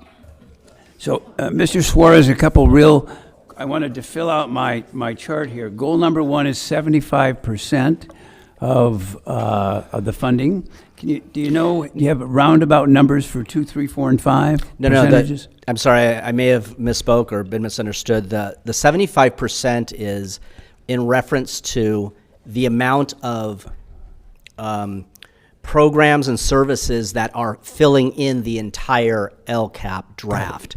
So we have, most of those things are already in there. What we're waiting for is posting the budget. So the 75% was all about the amount of actions and services between goals 1 through 5 that comprise the entire LCAP. It's 75% of those 5 pieces. And do you have an acronym for the test you're going to give us on the 1st after you present all this data? I could certainly make one up with the help of Dr. Brown. Okay. That's good. Thank you. Colleagues, any other questions? I'm cheating and looking at the fancy tablet here. We all Just are. confirm Board it. Member Kerr set the bar here. She was following along online while we were going over particularly the bold highlighted areas under each goal. But Mr. Miller, did you want to? Okay. I'll just leave us on a positive note, and I believe our student representative would be very proud of the presentation and the theatrical value of that. Thank you. Right. So, because we are referring everyone to that now famous website, just to Board Member Kerr's question around timeline. So, how will folks know when the next iteration of this draft will be posted? And I'm including us here because if we want to prep for that June 1st meeting, just how will we communicate that there is a more recent draft Second prior draft, to that right. June 1st? So what we'll end up doing is, with Dr. Salazar's help, reach out to our community with the addresses that we have for many of our nonprofits and our community partners. We'll also work with our internal parent groups and make sure that they know when it's going to happen. My guess is it will be, and I don't have a calendar in front of me, but my guess is going to be it'll be posted by the Friday before June 1st, which I think is the 27th. The 27th. So that is my best guess. If it gets done before that, would be great. But we do have to ensure that we are very accurate on our numbers according to the May revise. Sounds good. Thank you to the team. And what were the acronym BEST again, Ms. Takahashi? Budget Engagement Synthesis Team. Awesome. Great job, everyone. They are the best. Great job. I particularly love the smooth transitions and handoffs amongst the team. We are moving on to our business items, friends. We will start with certificated personnel report. Mr. Miller. Thank you, Dr. Benitez. I present the following proposed actions prepared by the Assistant Superintendent of Human Resources, approved and recommended by the superintendent. First, with certificated personnel. Appointments, we have 105. Leaves of absence, we have 7. Resignations, we have 1. Retirements, we have 12. And rescissions, we have 2. That's for certificated personnel. Move approval? Second. Any discussion? I'll call the vote. All in favor? Aye. Aye. Any opposed?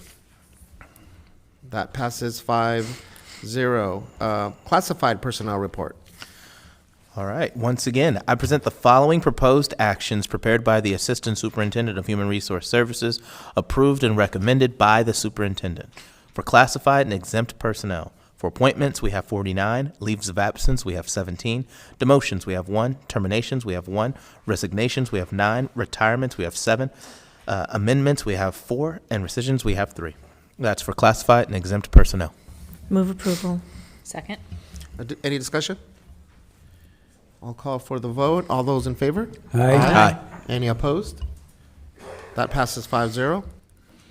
Instruction report. Move approval? Second. Any discussion?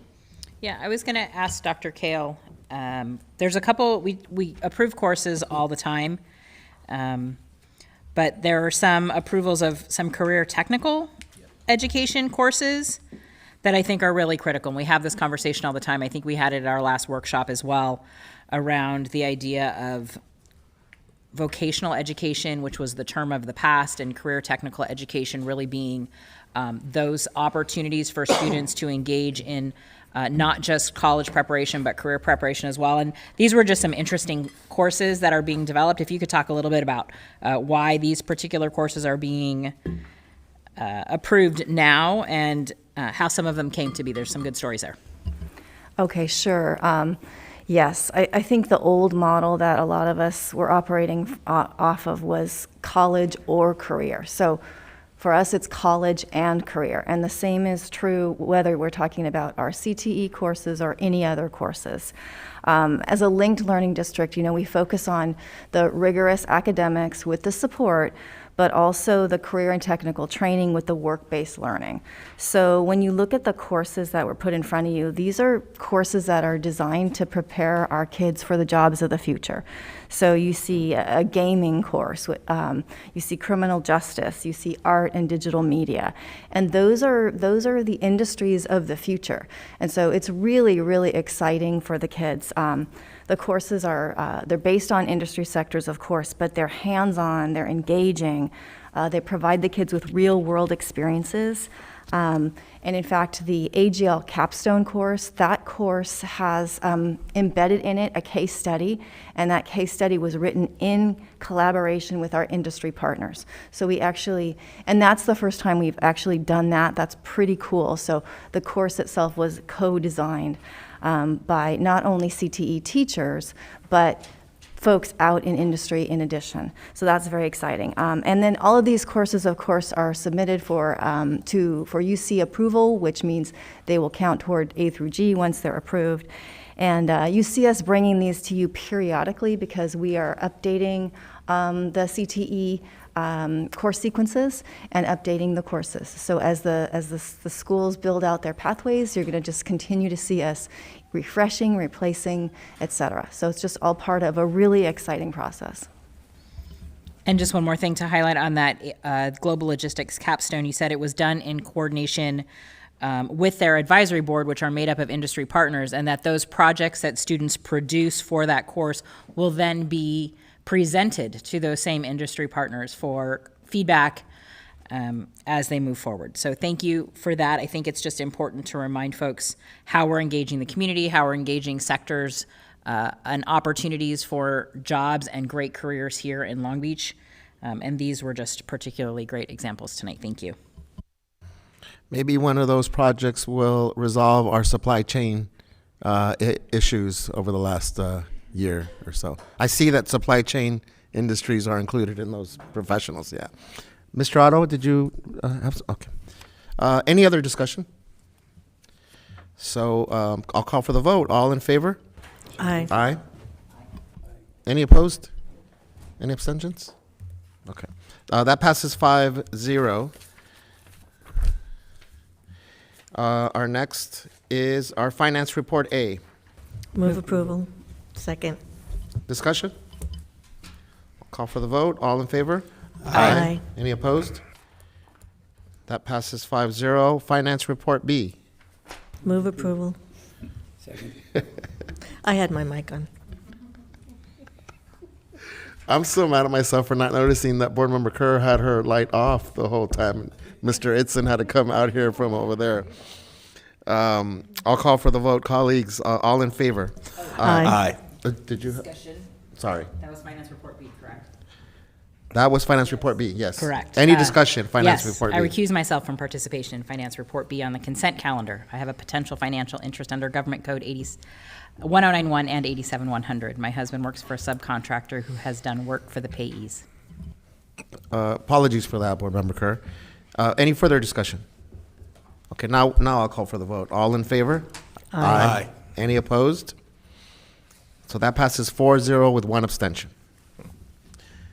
Next item is Business Department report. Move approval? Any discussion? Yes, I would just like to thank the Gene Hess Foundation for their donation of $18,000 to CAMS for the robotics program, to Kettering PTA for their $15,000 donation for the ground education program, and Pacific Fundraising, Inc. for their donation of $7,707 to McKinley. And I'm curious as to the amount, because it's $7,707. But thank you to all those very generous donors. Any further discussion? Quick question. What is the ground education program at Kettering? So Ground Education is a local nonprofit that has been partnering with our schools. They bring in raised beds, they plant vegetables and fruits, gardens, but then they bring the students out on a regular basis and teach them about the growth cycle. They teach them about healthy fruits and vegetables, teach them about the environment. It's very well received, and actually you'll see more coming forward where more and more schools are opting into that for next year. Any further discussion? And ground education is run by local folks and parents who, I know Holland, her daughter was in my daughter's class. So work that they've been doing on a volunteer basis that evolved into a nonprofit so we can do it more system-wide. Excuse me. I'll call for the vote. All in favor? Aye. Any opposed? No abstentions. That passes 5-0. Purchasing and contracts report. Move approval? Second. Discussion. Call for the vote. All in favor? Aye. Any opposed? That passes 5-0. Unfinished business, we have none. Excuse me. New business. Board Member Craighead, you read resolution. I'd be happy to. Even though, in my defense, honestly, I'm reading from something where the font is so small, so I'm going to do my best. Whereas an informed, educated citizenry is the foundation for the success of our democracy, our economy, and America's future, and whereas classified employees, often operating largely in the background and out of the limelight, provide essential support and contribute immeasurably to quality educational programs for our children, youth, and adults, touching the lives of so many individuals with a profound and lasting effect. And whereas dedicated classified employees display a deep commitment to our public schools, helping to create an environment conducive to excellence and equity for thousands of students, and whereas the Long Beach Unified School District is recognized as a leading school system, thanks in large part to classified employees, whose perseverance amid the unprecedented challenges of the global global coronavirus pandemic has especially been appreciated by everyone in our school communities. Now therefore be it resolved that the Board of Education of the Long Beach Unified School District hereby proclaims May 15th to the 21st as Classified School Employee Week and urges everyone to express their deep gratitude to all classified employees for their vital services to the students of the Long Beach Unified School District. Thank you, Board Member Craighead. Apologies, colleagues. That was Resolution 051822-A, Classified Employee Week. Thank you. Do we have a motion? So moved. Second. Discussion. Thank you to our wonderful classified employees. The resolution is just symbolic of how much we appreciate all the work that you do every day for each and every one of our students. And, you know, it's not just that week or this week. It's every single day and every week throughout our entire calendar year. So let's take our vote. All in favor? Aye. Aye. Any opposed? That passes 5-0. Item 20.2, designate 2022-2023 California Interscholastic Federation CIF representatives. Move approval. Second. Any discussion? Can you provide just a little background on this item, Dr. Camarino? Sure. Every year we go through a rotation of, typically one of our high school principals is the president of the Moore League, and after that presidential position is vacated for the following year, that same school represents our Moore League or our district in the CIF. So this is one of the positions that we have to approve for, to represent the CIF Southern Section League in our CIF meetings that are usually statewide. Thank you, Dr. Camarino, and we have some good news with our CIF participation as well. So. Any other discussion? Let's take our vote. All in favor? Aye. Aye. Any opposed? No abstentions. That passes 5-0. I'm going to ask Mr. Rockenbach to come up for the next few items. So I know we're going to take these one at a time. Steve, can you give us just an overview of items 20.3 through 20.12? Absolutely. Would you like me to chunk it and break it down through CSEA, TALB, and then represented and why don't we take non-represented CSEA first? Sure. And then we'll move on to the next one. Wonderful. Thank you for allowing me to speak, Dr. Benitez, and the Board of Education, as well as Dr. Baker and our executive staff.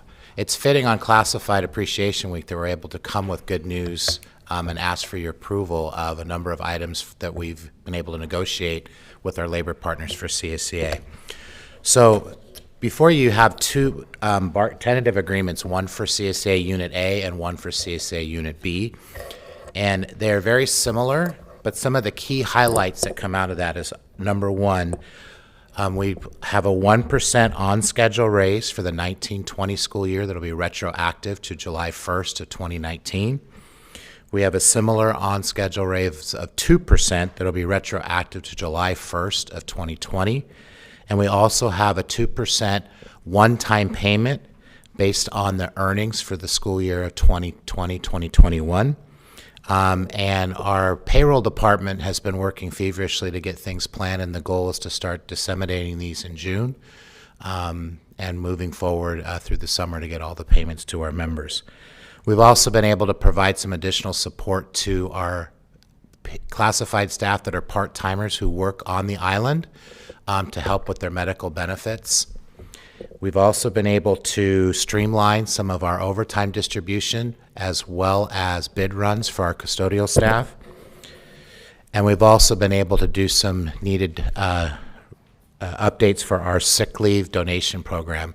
Most importantly, now members can donate to anybody across the board, whether it's a TALB member, non-represented, or someone within CSA. So that's a very open change for our groups, and they were very appreciative of that. The second part that you have, and you have similar MOUs both for Unit A and Unit B in regards to the effects of layoff. Each year we renew this, and these are the steps that we take to help support any of our employees who may be laid off. You also earlier in the year passed a resolution that also was related to our layoffs, and that was regarding AB 438. So before you have two MOUs, one for Unit A and Unit B, that covers the specifics on that. And we will be working through and eventually adding that language to the contract, but we need to wait to see how this plays out through the first couple years, because it's the first time that our CSEA employees have a similar March 15th notification of layoff that our certificated staff does. And then the last piece you have in there is two MOUs that impact health benefit coverage. One of them is domestic partners. We now recognize all domestic partners who are registered from the state of California. Previous language in the contract was only for same-sex domestic partners, but now we offer it for all registered domestic partners in the state of California. And then we also had to make some adjustments to leave language to be in alignment with the state. And so the last set of MOUs for Unit A and Unit B are affecting those. And so our recommendation is that you approve the MOUs and the tentative agreements that are presented for you. Thank you, Steve. If you don't mind just staying up there so that we can go through these one at a time, and just colleagues, we'll just do Unit A, Unit B, one by one until we get to item 20.12, and then we'll pause there. So let's start with item 20.3, adoption of CSEA Chapter 2, Unit A, tentative agreement. Move approval. Second. Any discussion? All in favor? Aye. Any opposed? That passes 5-0. Item 20.4, adoption of CSEA Chapter 2, Unit B, tentative agreement. Move approval. Second. Any discussion? Let's take the vote. All in favor? Aye. Any opposed? That passes 5-0. Item 20.5, approval of CSEA Memorandum of Understanding, effects of layoff, Unit A. Move approval. Second. Any discussion? Call for the vote. All in favor? Aye. Any opposed? That passes 5-0. Item 20.6, approval of CSEA Memorandum of Understanding, effects of layoff, Unit B. Move approval. Second. Any discussion? Call for the vote. All in favor? Aye. Any opposed? That passes 5-0. 20.7, CSEA-AB 438, revised layoff procedures, Unit A. Move approval. Second. Any discussion? Call for the vote. All in favor? Aye. Any opposed? That passes 5-0. 20.8, CSEA AB 438, revised layoff procedures, Unit B. Move approval. Second. Any discussion? Call for the vote. All in favor? Aye. Any opposed? That passes 5-0.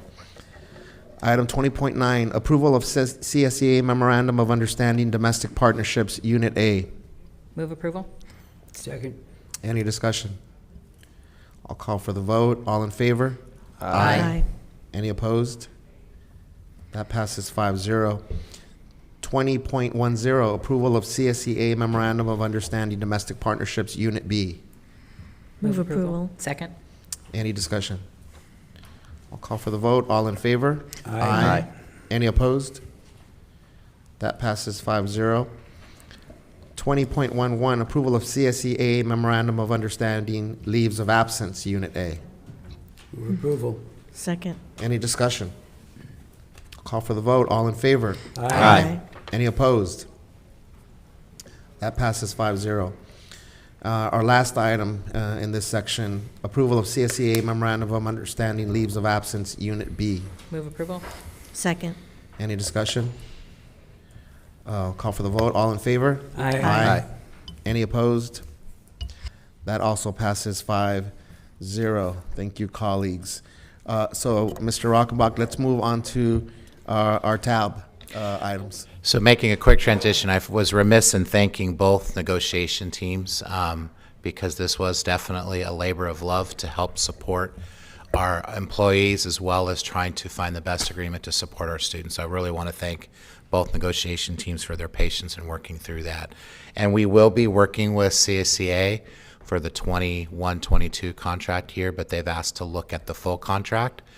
So we will be looking at sunshining that hopefully sometime early September. Thank you, Steve, and we ditto and echo your sentiments of appreciation and gratitude for the negotiating teams. And as we open up and discuss TALB, I want to extend the same thanks to our TALB partners, because being able to have such a team that is opening and maintains civil decorum in our negotiations is important, and I think it's been a great round with TALB as well. So before you, you have a few less items for TALB, but we do have a few, and two of the key ones are obviously our contracts for both CDC Head Start as well as the K-12 unit. We also have in front of you, you have the items in regards to our CCT MOU, and I'll go a little bit over real briefly on that, as well as the full-day kindergarten and the full-day transitional kindergarten MOUs to help us work with that program. So in terms of our contracts with TALB, some of the key elements include a 4.5% on-schedule raise, retroactive to July 2021, July 1st, I should say. There will also be a 2.5% one-time payment based on the 21-22 wages of employees. We have a recognition of counselors and psychologists as TALB unit members.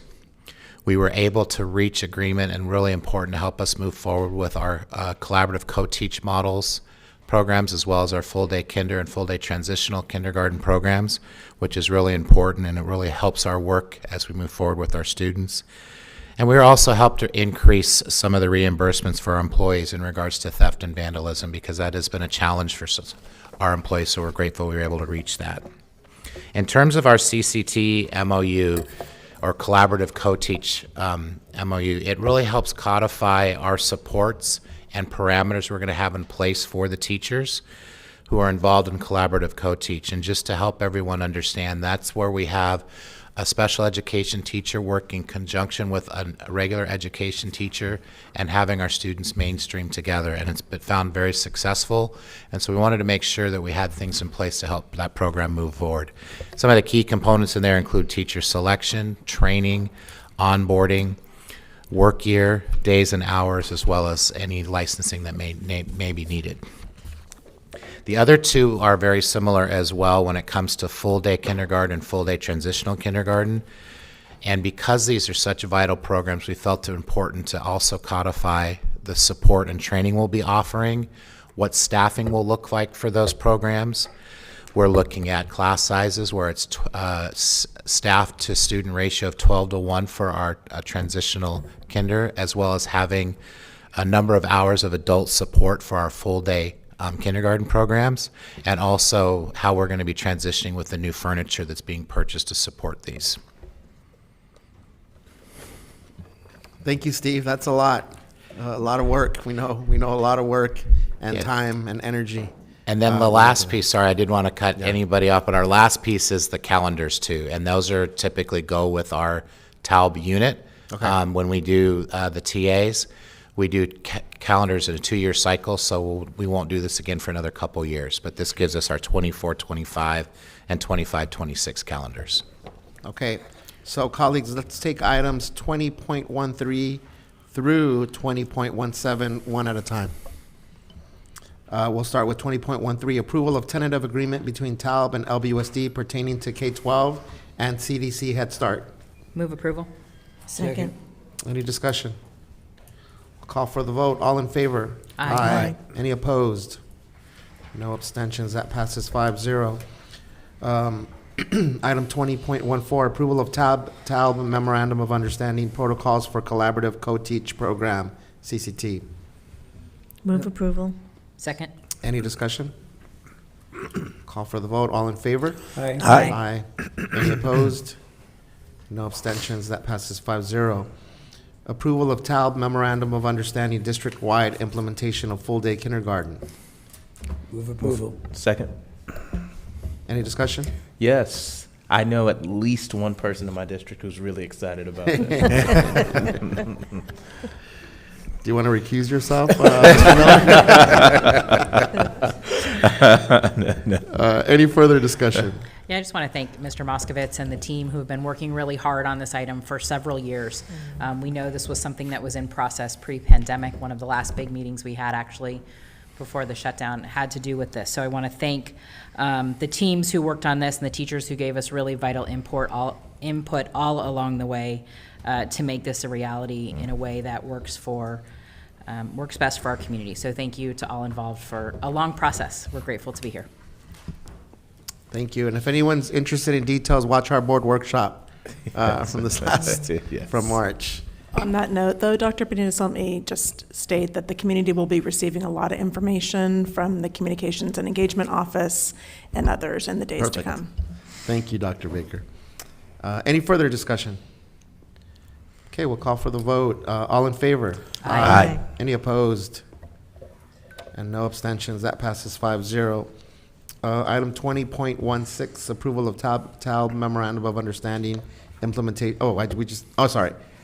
Approval of TALB Memorandum of Understanding implementation of full-day transitional kindergarten. Move approval. Second. Any discussion? Woohoo! All right. Any other Woohoos? Woohoos? Oh, sorry. Okay, way to go, Mr. Otto. Call for the vote. All in favor? Aye. Any opposed? No abstentions. That passes 5-0. And then the last item that Mr. Rockenbach referred to, approval of academic calendars for 2024, 2025, and 2025-26 traditional year. Move approval? Second. Any discussion? Call for the vote. All in favor? Aye. Aye. Any opposed? That passes 5-0. No abstentions. And item 20.18. So the last piece for me would be asking the board to consider the approval of compensation for management and non-represented employees. So traditionally, when we've settled contract, we ask for the board to look at similar compensation for our non-represented and management employees. So they will have a similar increase as to what was proposed for TALB, with a 4.5% increase in salary schedule for 2021-2022, retroactive July 1st, 2021, as well as a one-time off schedule, 2.5% for 21-22, based on management and non-management representatives' employees' earnings for that year. Some of the people that are included in these would be some of our confidential employees, our supervisory employees, classified and certificated managers, classified non-represented, pupil personnel employees, as well as our classified substitutes. There are a couple that are exempt from this. We have some of our employees who are on the current California minimum wage scale, and they received a raise, actually a couple raises in back-to-back years, as well as our day-to-day certificated subs who received a raise at the beginning of the school year as well. Excellent. Thank you, Steve. Do we have a motion? Move approval? Second. Any discussion? Call for the vote. All in favor? Aye. Any opposed? No abstentions. That passes 5-0. Thank you so much. Thank you. Steve. Well done. That's right. We will move on to item 20.19, Resolution 051822-B. Board Member Kerr's absence at board meeting. Move approval. Second. Any discussion? Okay, call for the vote. All in favor? Aye. Aye. Any opposed? Abstentions? I'll abstain. So that passes 4-0 with one abstention. Thank you, colleagues. We are moving on to our report of board members. Mr. Otto, would you like to start? Actually, I'm going to skip my report this time. We've been very busy in the last few weeks with all of these items before us. We're really looking forward to a very busy month of June, where we will have both a budget and the local control funding formula. We've got other things on our agenda, including a facilities report that we'll be acting on, and so we're anxious to get the study session that we had tonight on the LCAP before us so that we can consider it. And with that, I'd leave it at that. Thank you, Mr. Otto. Board Member Miller. Thank you. So this week I got to participate in two LBUSD activities. One I was a part of 10 years ago, which I was one of the hosts for the Robo Bowl, at least the second annual Robo Bowl. And so now it is a well-tuned machine, and it was pretty awesome to see our young people participate in STEM activities. The games have definitely changed. The families were very much energized. I was just humbled to see not only the many families that were involved, but the engagement as well from the teachers and how much they appreciated the space. I wanted to give a big shout out and a big thank you to Leadership Long Beach for continuing this program for our students, as it obviously keeps them engaged and keeps them in some form of competitive participation, but also continuing their involvement. So big thank you to them.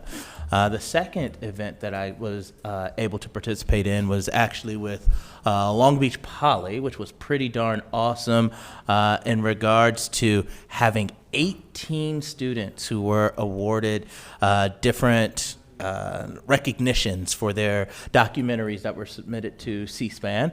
Of that, Poly has won for 10 consecutive years. They've been, what I say, kicking butt and taking names, to say the least. So I was quite impressed with their videos. The part that was most humbling about those videos in particular is the documentaries were centered around how the federal government affects their lives today. And as a young person, I can imagine the hyper amount of information that they receive due to these handy dandy things we have here, right? Most of the time, as we all know, that stuff's negative.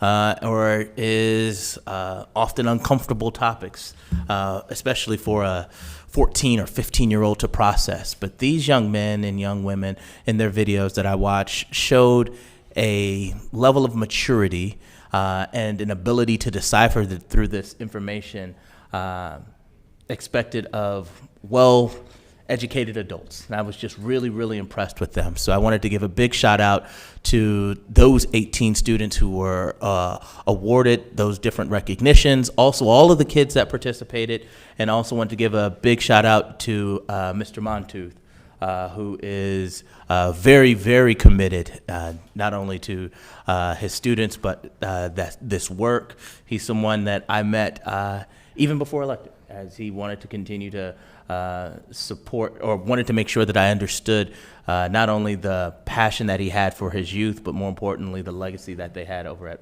Long Beach Poly. So he's a great guy and really wants what's best for his students, and that was very clear in the presentation that I saw as of yesterday. So I want to give them a big shout out. That's all I have. Thank you, Mr. Miller.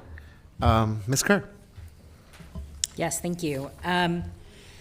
Great things are happening all around town. So currently tonight we have 50 students dancing at LA Live as part of the Conga Kids program that we have in 7 of our North Long Beach schools, which is culturally relevant programming that teaches dancing. So we have kids dancing, and none of us could be there because we had this really important board meeting, but we are sending them all of our support and look forward to seeing a video. Mr. Gluckstein is really good about being in communication with us. So congratulations to those students and their families who are up at LA Live right now dancing. Bachata, samba, cumbia, salsa, merengue, rumba. It's super cool. So shout out to those 7 schools in Northtown doing that work. Also want to congratulate our migrant education program. So there is an LA County Office of Education competition that's a speaking competition. And we've been offering our speech class for 2 years during the Saturday program. So of the 41 total migrant education families of students in grades 7 through 12 who participated, 22 participated in the prepared extemporaneous speech categories.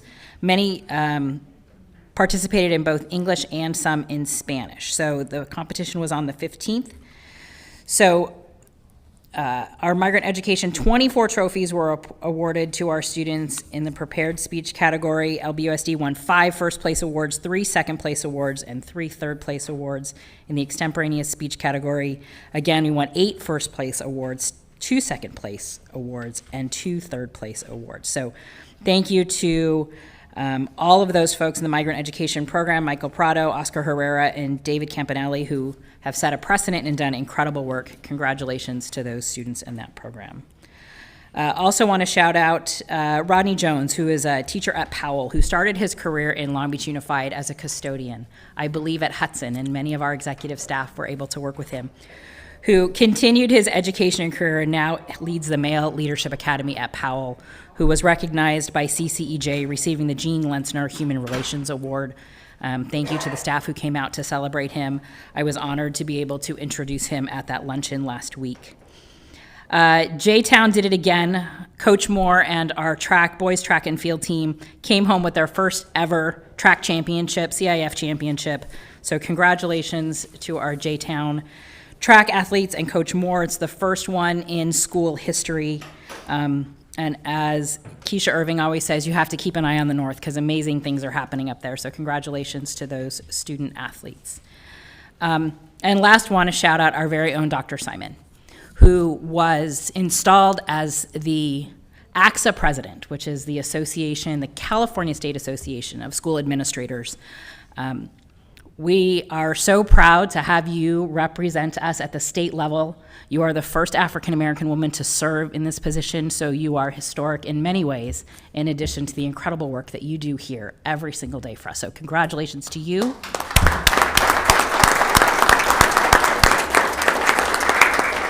And we look forward to your leadership at the state level in every single way. Thank you. Thank you, Ms. Kerr. Board Member Craighead.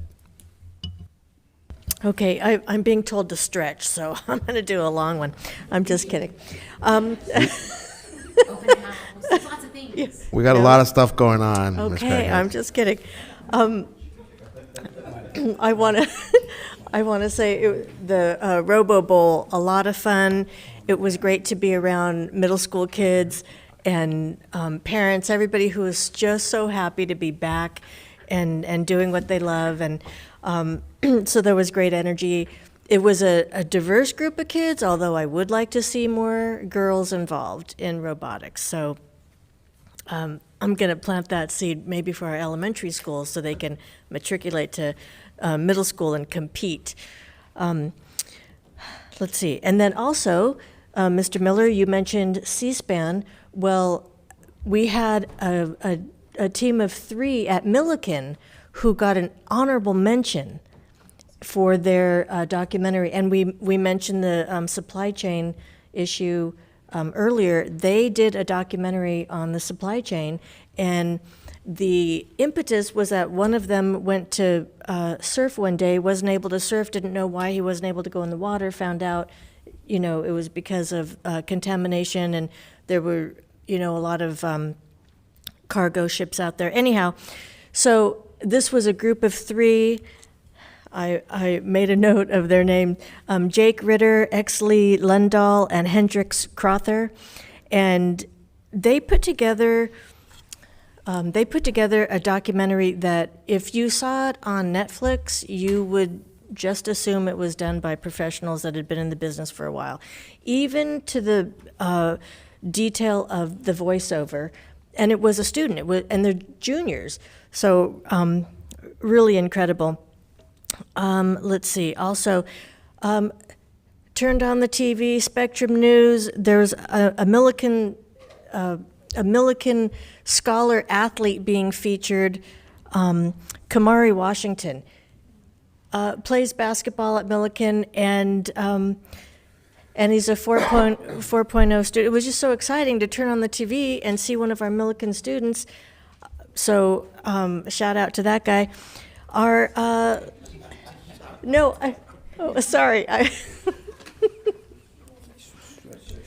Yeah. Our Lakewood High School Lancer Battalion NJROTC unit earned the Unit Achievement Award. And this ranks them in the top 35% of all Southern California and Arizona units. And it's the first time since 2016 that the Lancer Battalion has been recognized with this nationally recognized honor. So congratulations to the Lancer Battalion and Captain McMacken and Gunny Sergeant Ingram. Also, recently, a blast event. So thank you to our fabulous community partners for their work with our students. This year, over 500 students were served, and BLAST provides mentor services, and I believe their volunteers put in over 5,000 hours this last year, and both mentors and mentees were featured. There was a Poly student who talked about going from being apathetic to enthusiastic about school, and I think that said it all. And that was just wonderful to hear these success stories and the impact that this program has on our students. Let's see, and then obviously open house for our elementary and K-8 schools yesterday. It's very challenging to get to more than a couple of schools. So I started earlier in the day because I knew I wasn't going to be able to do everything in one night. And it's fun to go in classrooms and to feel the energy. People are back on campus and in a very celebratory mood. And even celebrating the fact that there are 19 days left of school. Anywhere you can find a celebration is good. And I want to thank Mrs. Flaherty at Cubberley, second grade teacher. I spent some time talking to her, and we had a very nice conversation. And also, I want to highlight a teacher at Newcomb, Mr. Wells. He did the best math presentation I've ever seen at a school. Not that I've been to a lot of math presentations at schools, but here's what he did for his pre-calculus class, 7th grade class. He had a project that the kids did on airplanes, and I can't tell you, it's calculating, I don't know. Anyhow, so when you approach the classroom, he has music being piped in, and you have to just envision Frank Sinatra, Come Fly With Me, that kind of thing. He had students dressed as stewardesses, not the present-day flight attendants. Oh, no. No, I'm talking stewardesses with the little hats and gloves. And then when you go inside the classroom, he had model airplanes set up. He had the projects on the wall. He had invited 2 Marine helicopter pilots so they could talk to the kids and interact, and the kids could show them their projects. He had a screen presentation of the flight that ended up in the Hudson River with Captain Sully, we all know him as Sully. And then he had a sky lounge thing set up. He had beverages. He went all out. And so I just want to give him a shout out and let him know it was very exciting. And I know the kids really enjoyed it as well. And I think that's all. And we still have, we missed middle school open house tonight, I'm very sorry. But we do have an opportunity to get back out there tomorrow for high school open house. So I'm looking forward to that. Thank you, everybody. Thank you, Ms. Craighead. And I've noticed that you make a lot of appearances to events that have beverages and food. Last time it was tacos. If you want me there, all you have to do is mention beverages and food. No kidding. Mr. Otto, you wanted to add to your report? You caught me off guard, and I had a couple other things that I wanted to say. I couldn't go last night to the open houses because I had a conflict, so I put on my knee pads and called elementary and some K-8 schools and visited Lowell, Naples, Horace Mann, and Tincher, where I know all of the principals, and it was so good to see them. They said, yeah, we've got time if you want to come and talk to us. And I was particularly impressed at what I saw at Tincher, because I ordinarily go to elementary schools, but not combinations K-8 schools, and it's a new principal there. She and I have kind of bonded because I'm going to do their graduation on the 15th in the morning. It doesn't conflict with my high school graduations later in the day. And I got to see their robotics class. They were all still there. They had lost out at the end of the competition, but they were so enthusiastic. And it was at the end of the day. It kept me, in fact, from going to Kettering because that was also on my list. But by that time, it was getting after 3 o'clock. And unfortunately, I can't go tomorrow to the high schools. I'm going to send notes to the schools that I wasn't able to get to because I'm going to a professional development program up in Monterey County that has to do with the Council of Great City Schools, and I got to be up there before 5 o'clock. But to see the enthusiasm at the end of the year, to see people being proud of what it is that they've accomplished this year, and I started to say to all of them, "Oh boy, what you've been through," and they said, "This was a great year. You know, we had a good time, and nobody was long-faced or anything. It was very, very exciting, and it gave me a lot of hope about the future and the things that we're doing in the district." So that's what I wanted to remember as well. Thank you, Mr. Otto. Mr. Grayson, 7:30 on the dot. I know you dared me upstairs. I will be very short in my board member report because we have an additional item that we moved to after our board member report. But I just want to echo the sentiments around open house and throw flowers at everyone that was able to participate in an open house. For some caregivers, family members, parents, it has been years, literally years, since they've been able to see our wonderful classrooms and the work that our beautiful students are doing. It was emotional for me.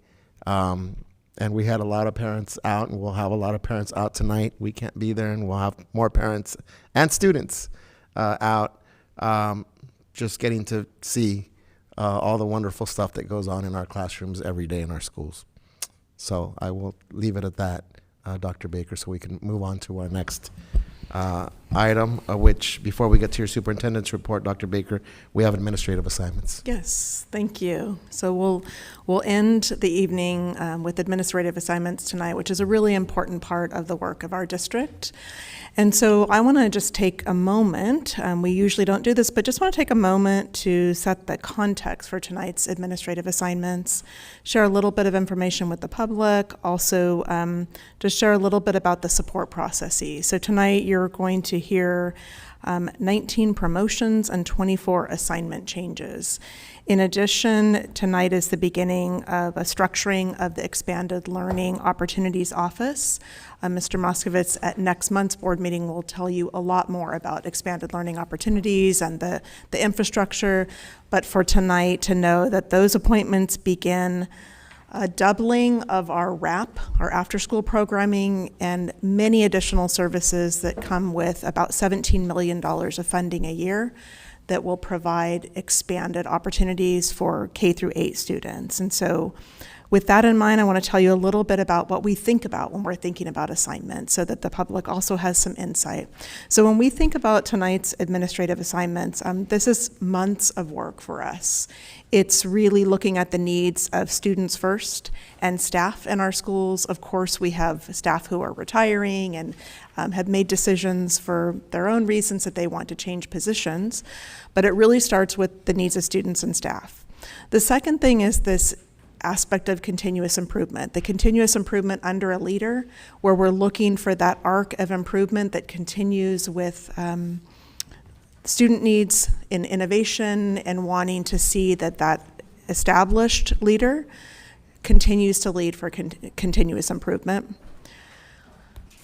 Next, we think about the priority placement of candidates. So we have a very robust leadership development program known as Equity Leadership and Talent Development. And so we prioritize, and looking at our leaders, we prioritize those who participate in that programming and the programs. That includes some from the outside, and some of the candidates that you'll see are recommended tonight for positions are from outside of our district that have come in through those pipeline programs.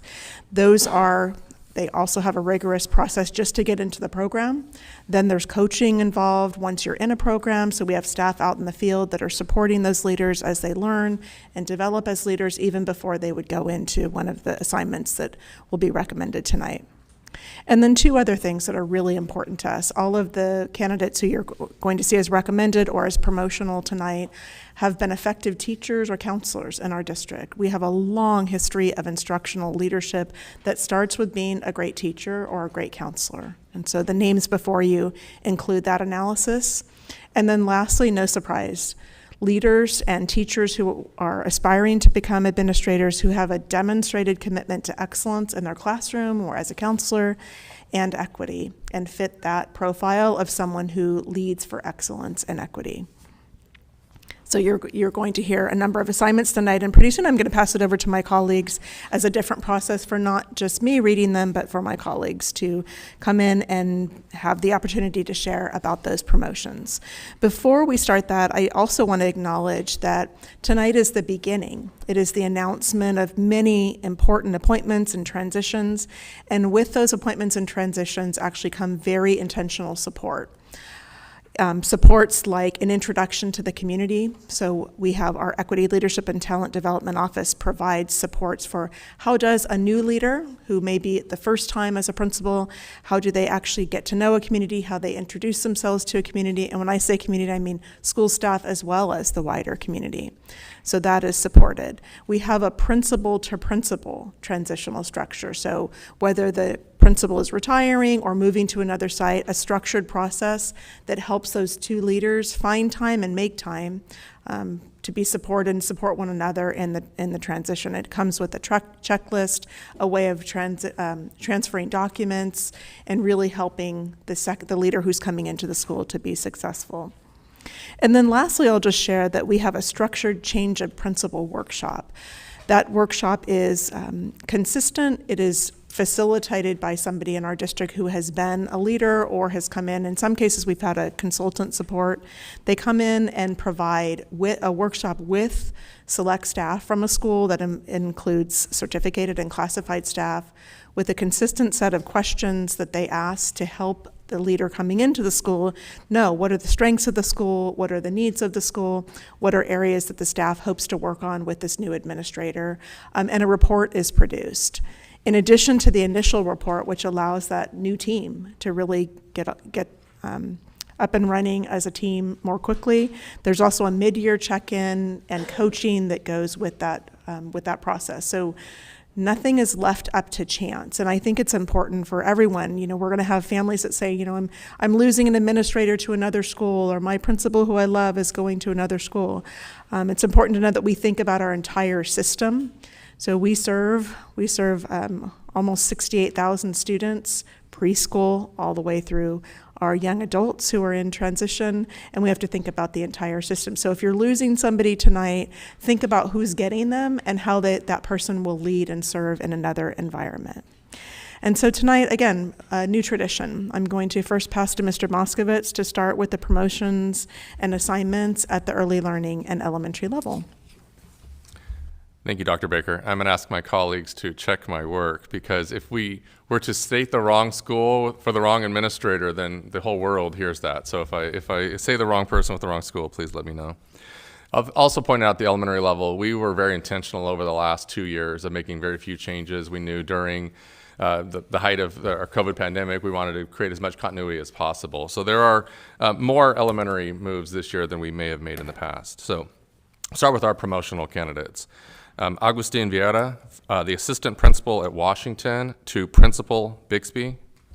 Dolnari Adirsinga Aga, from administrative assistant elementary office to principal Carver. And let me just say that is a very big personal loss for our office. She has done great work, but she will do even better work as a principal at Carver. Sunday Dominguez, assistant principal at Dooley to principal at Emerson. Donna Robertson, the assistant principal at Grant, to the principal at Mann. Allison Cargis, assistant principal Nieto Herrera, to principal Nieto Herrera.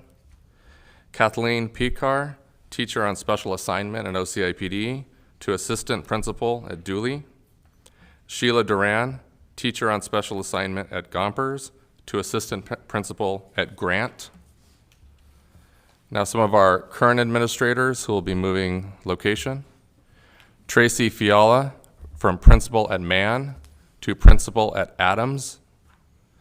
Edward Seger IV from principal at Longfellow to principal at Dooley. Tracy Hall from principal at Dooley to principal at Gant. Sam Plattis from principal at Bixby to principal at Longfellow. Cassie Fenton, principal at Gant to principal at Lowell. Armando Duenas, principal at Adams to principal at Riley. Matthew Monahan, principal at Carver to principal at Webster. And some of our assistant principals. Elliot Lund from assistant principal Cabrillo to assistant principal Adams. Marcy Jones, a new hire, to assistant principal at Hart. And Viviana Espinosa, assistant principal at Powell to assistant principal Nieto Herrera. And I'll pass it off to my colleague, Dr. Lund. Thank you, Mr. Moskowitz. If I could just take a brief moment to recognize the thousands of parents I saw tonight out at our middle school open house events. Full classrooms really everywhere, and classrooms that really a special recognition to our teachers who did an amazing job creating portfolios for students to investigate, interactive projects for them to engage in. Our students played an important part in the open house event, guiding their parents, recognizing their learning across their classrooms. So it was really special to see. At the middle school level, I'll start off with our promotions as well. Starting off with David Costa from administrative assistant in our MSK8 office to principal at Hoover. Dr. Costa also was our facilitator for our Rollable event this year and really did a fantastic job putting together that event. Daniette Armstrong Lee from assistant principal at Bancroft to principal at Lindsay. Catherine Maldonado, or Katie as she goes by, from teacher on special assignment in OCIPD to assistant principal at Stanford and Tincher. Daniela Manoli, program facilitator at Hamilton to assistant principal at Washington. So those are our 4 promotions at the MSK8 level.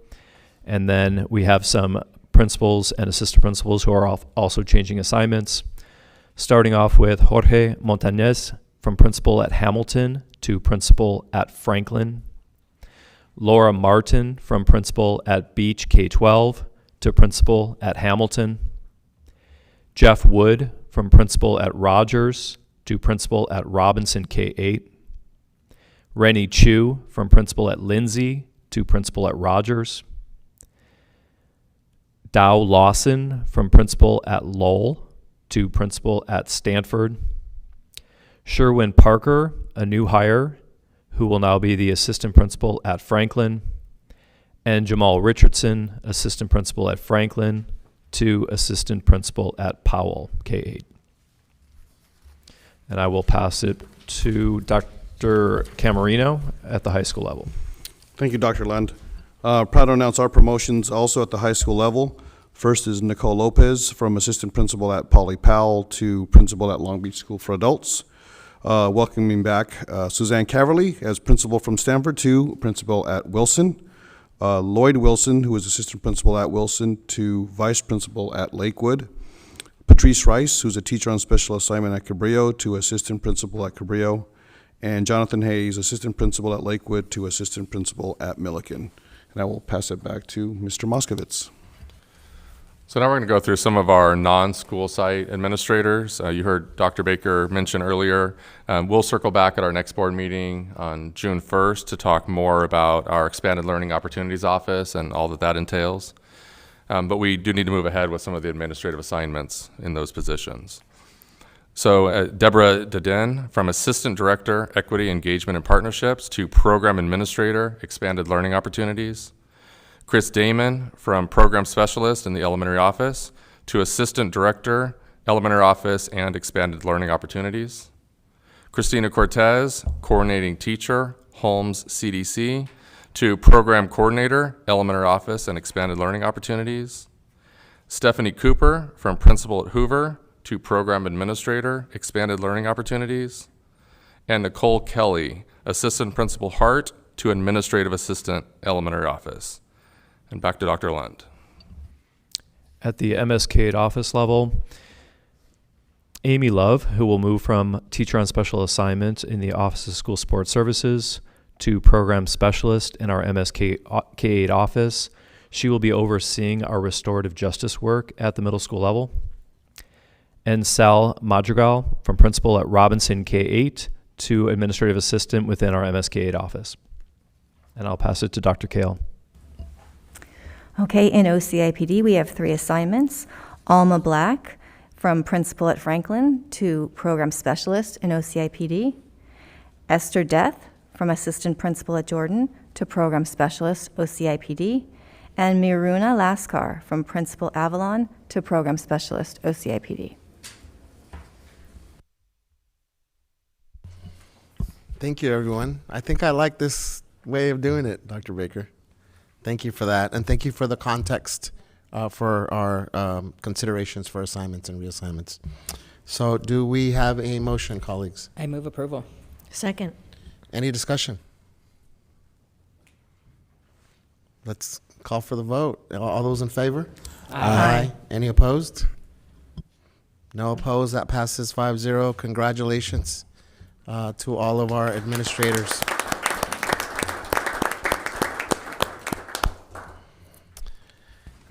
Superintendent's report. Yes, I will not take long, and I will not repeat things that have already been said, but I want to acknowledge a couple of things. One, adding to the Jordan boys track win, we have Millikan softball playing on Friday for the CIF championship at Deanna Manning Stadium in Irvine, so we're wishing our Millikan Rams girls good luck. And then lastly, I wanted to just take a moment to read the Classified Employees of the Year nominees. On Friday, May 20th, this Friday, there is a ceremony that will recognize the finalists as well as an Employee of the Year, and that will come back to you on June 1st, so you can personally acknowledge, and also we'll see a recap video of the celebration. But as we celebrate Classified Employee Week this year, the resolution was so nicely read by Mrs. Craighead, I'd like to just take a moment to read the names of all of the nominees. So this year's finalists are Gregory Broadway, Plant Supervisor 2 at Marshall, Marcel Hodges, Nutrition Services Worker at Cabrillo, Grover Kem, Custodian at Jefferson, Elizabeth Maglangsang, an Instructional Aid Special at Edison, and Toma McGuire, Recreation Aid at Holmes, and Norman Pacheco, a Campus Staff Assistant at Cabrillo. So those are the finalists who we'll find out on Friday who is the Classified Employee of the Year. Here are the remaining nominees, and just important that we hear their names as well because they were recognized by somebody as being a very special part of the classified employees. Angela Anderson, Intermediate Office Assistant at Lakewood, Kathy Chase, our own Mail Switchboard Services Assistant in the Administration Building, Michael Dufour, Plant Supervisor 2 at Browning, Ann Follett, Human Resource Services Technician at Personnel Commission, Kimberly Frederick, Instructional Aid Special at Madison, Marcia Galaviz, Custodian at Browning, Maria Ledesma, Elementary School Office Supervisor at Burbank, Maria Lopez, Head Start Family Services Liaison at Hart, McKinley Head Start, Urieta Liviano, Textbook Library Services Supervisor, and last but not least, Rigoberto Yepes Vega, a custodian at Lakewood High School. So just want to acknowledge all of these very special people. The winner will be announced, but they're all winners to us. So. And that will conclude my announcements. Thank you. Any other announcements, colleagues? Yes. I have a couple. First, I just wanted to thank both Jill and Justin for sending out the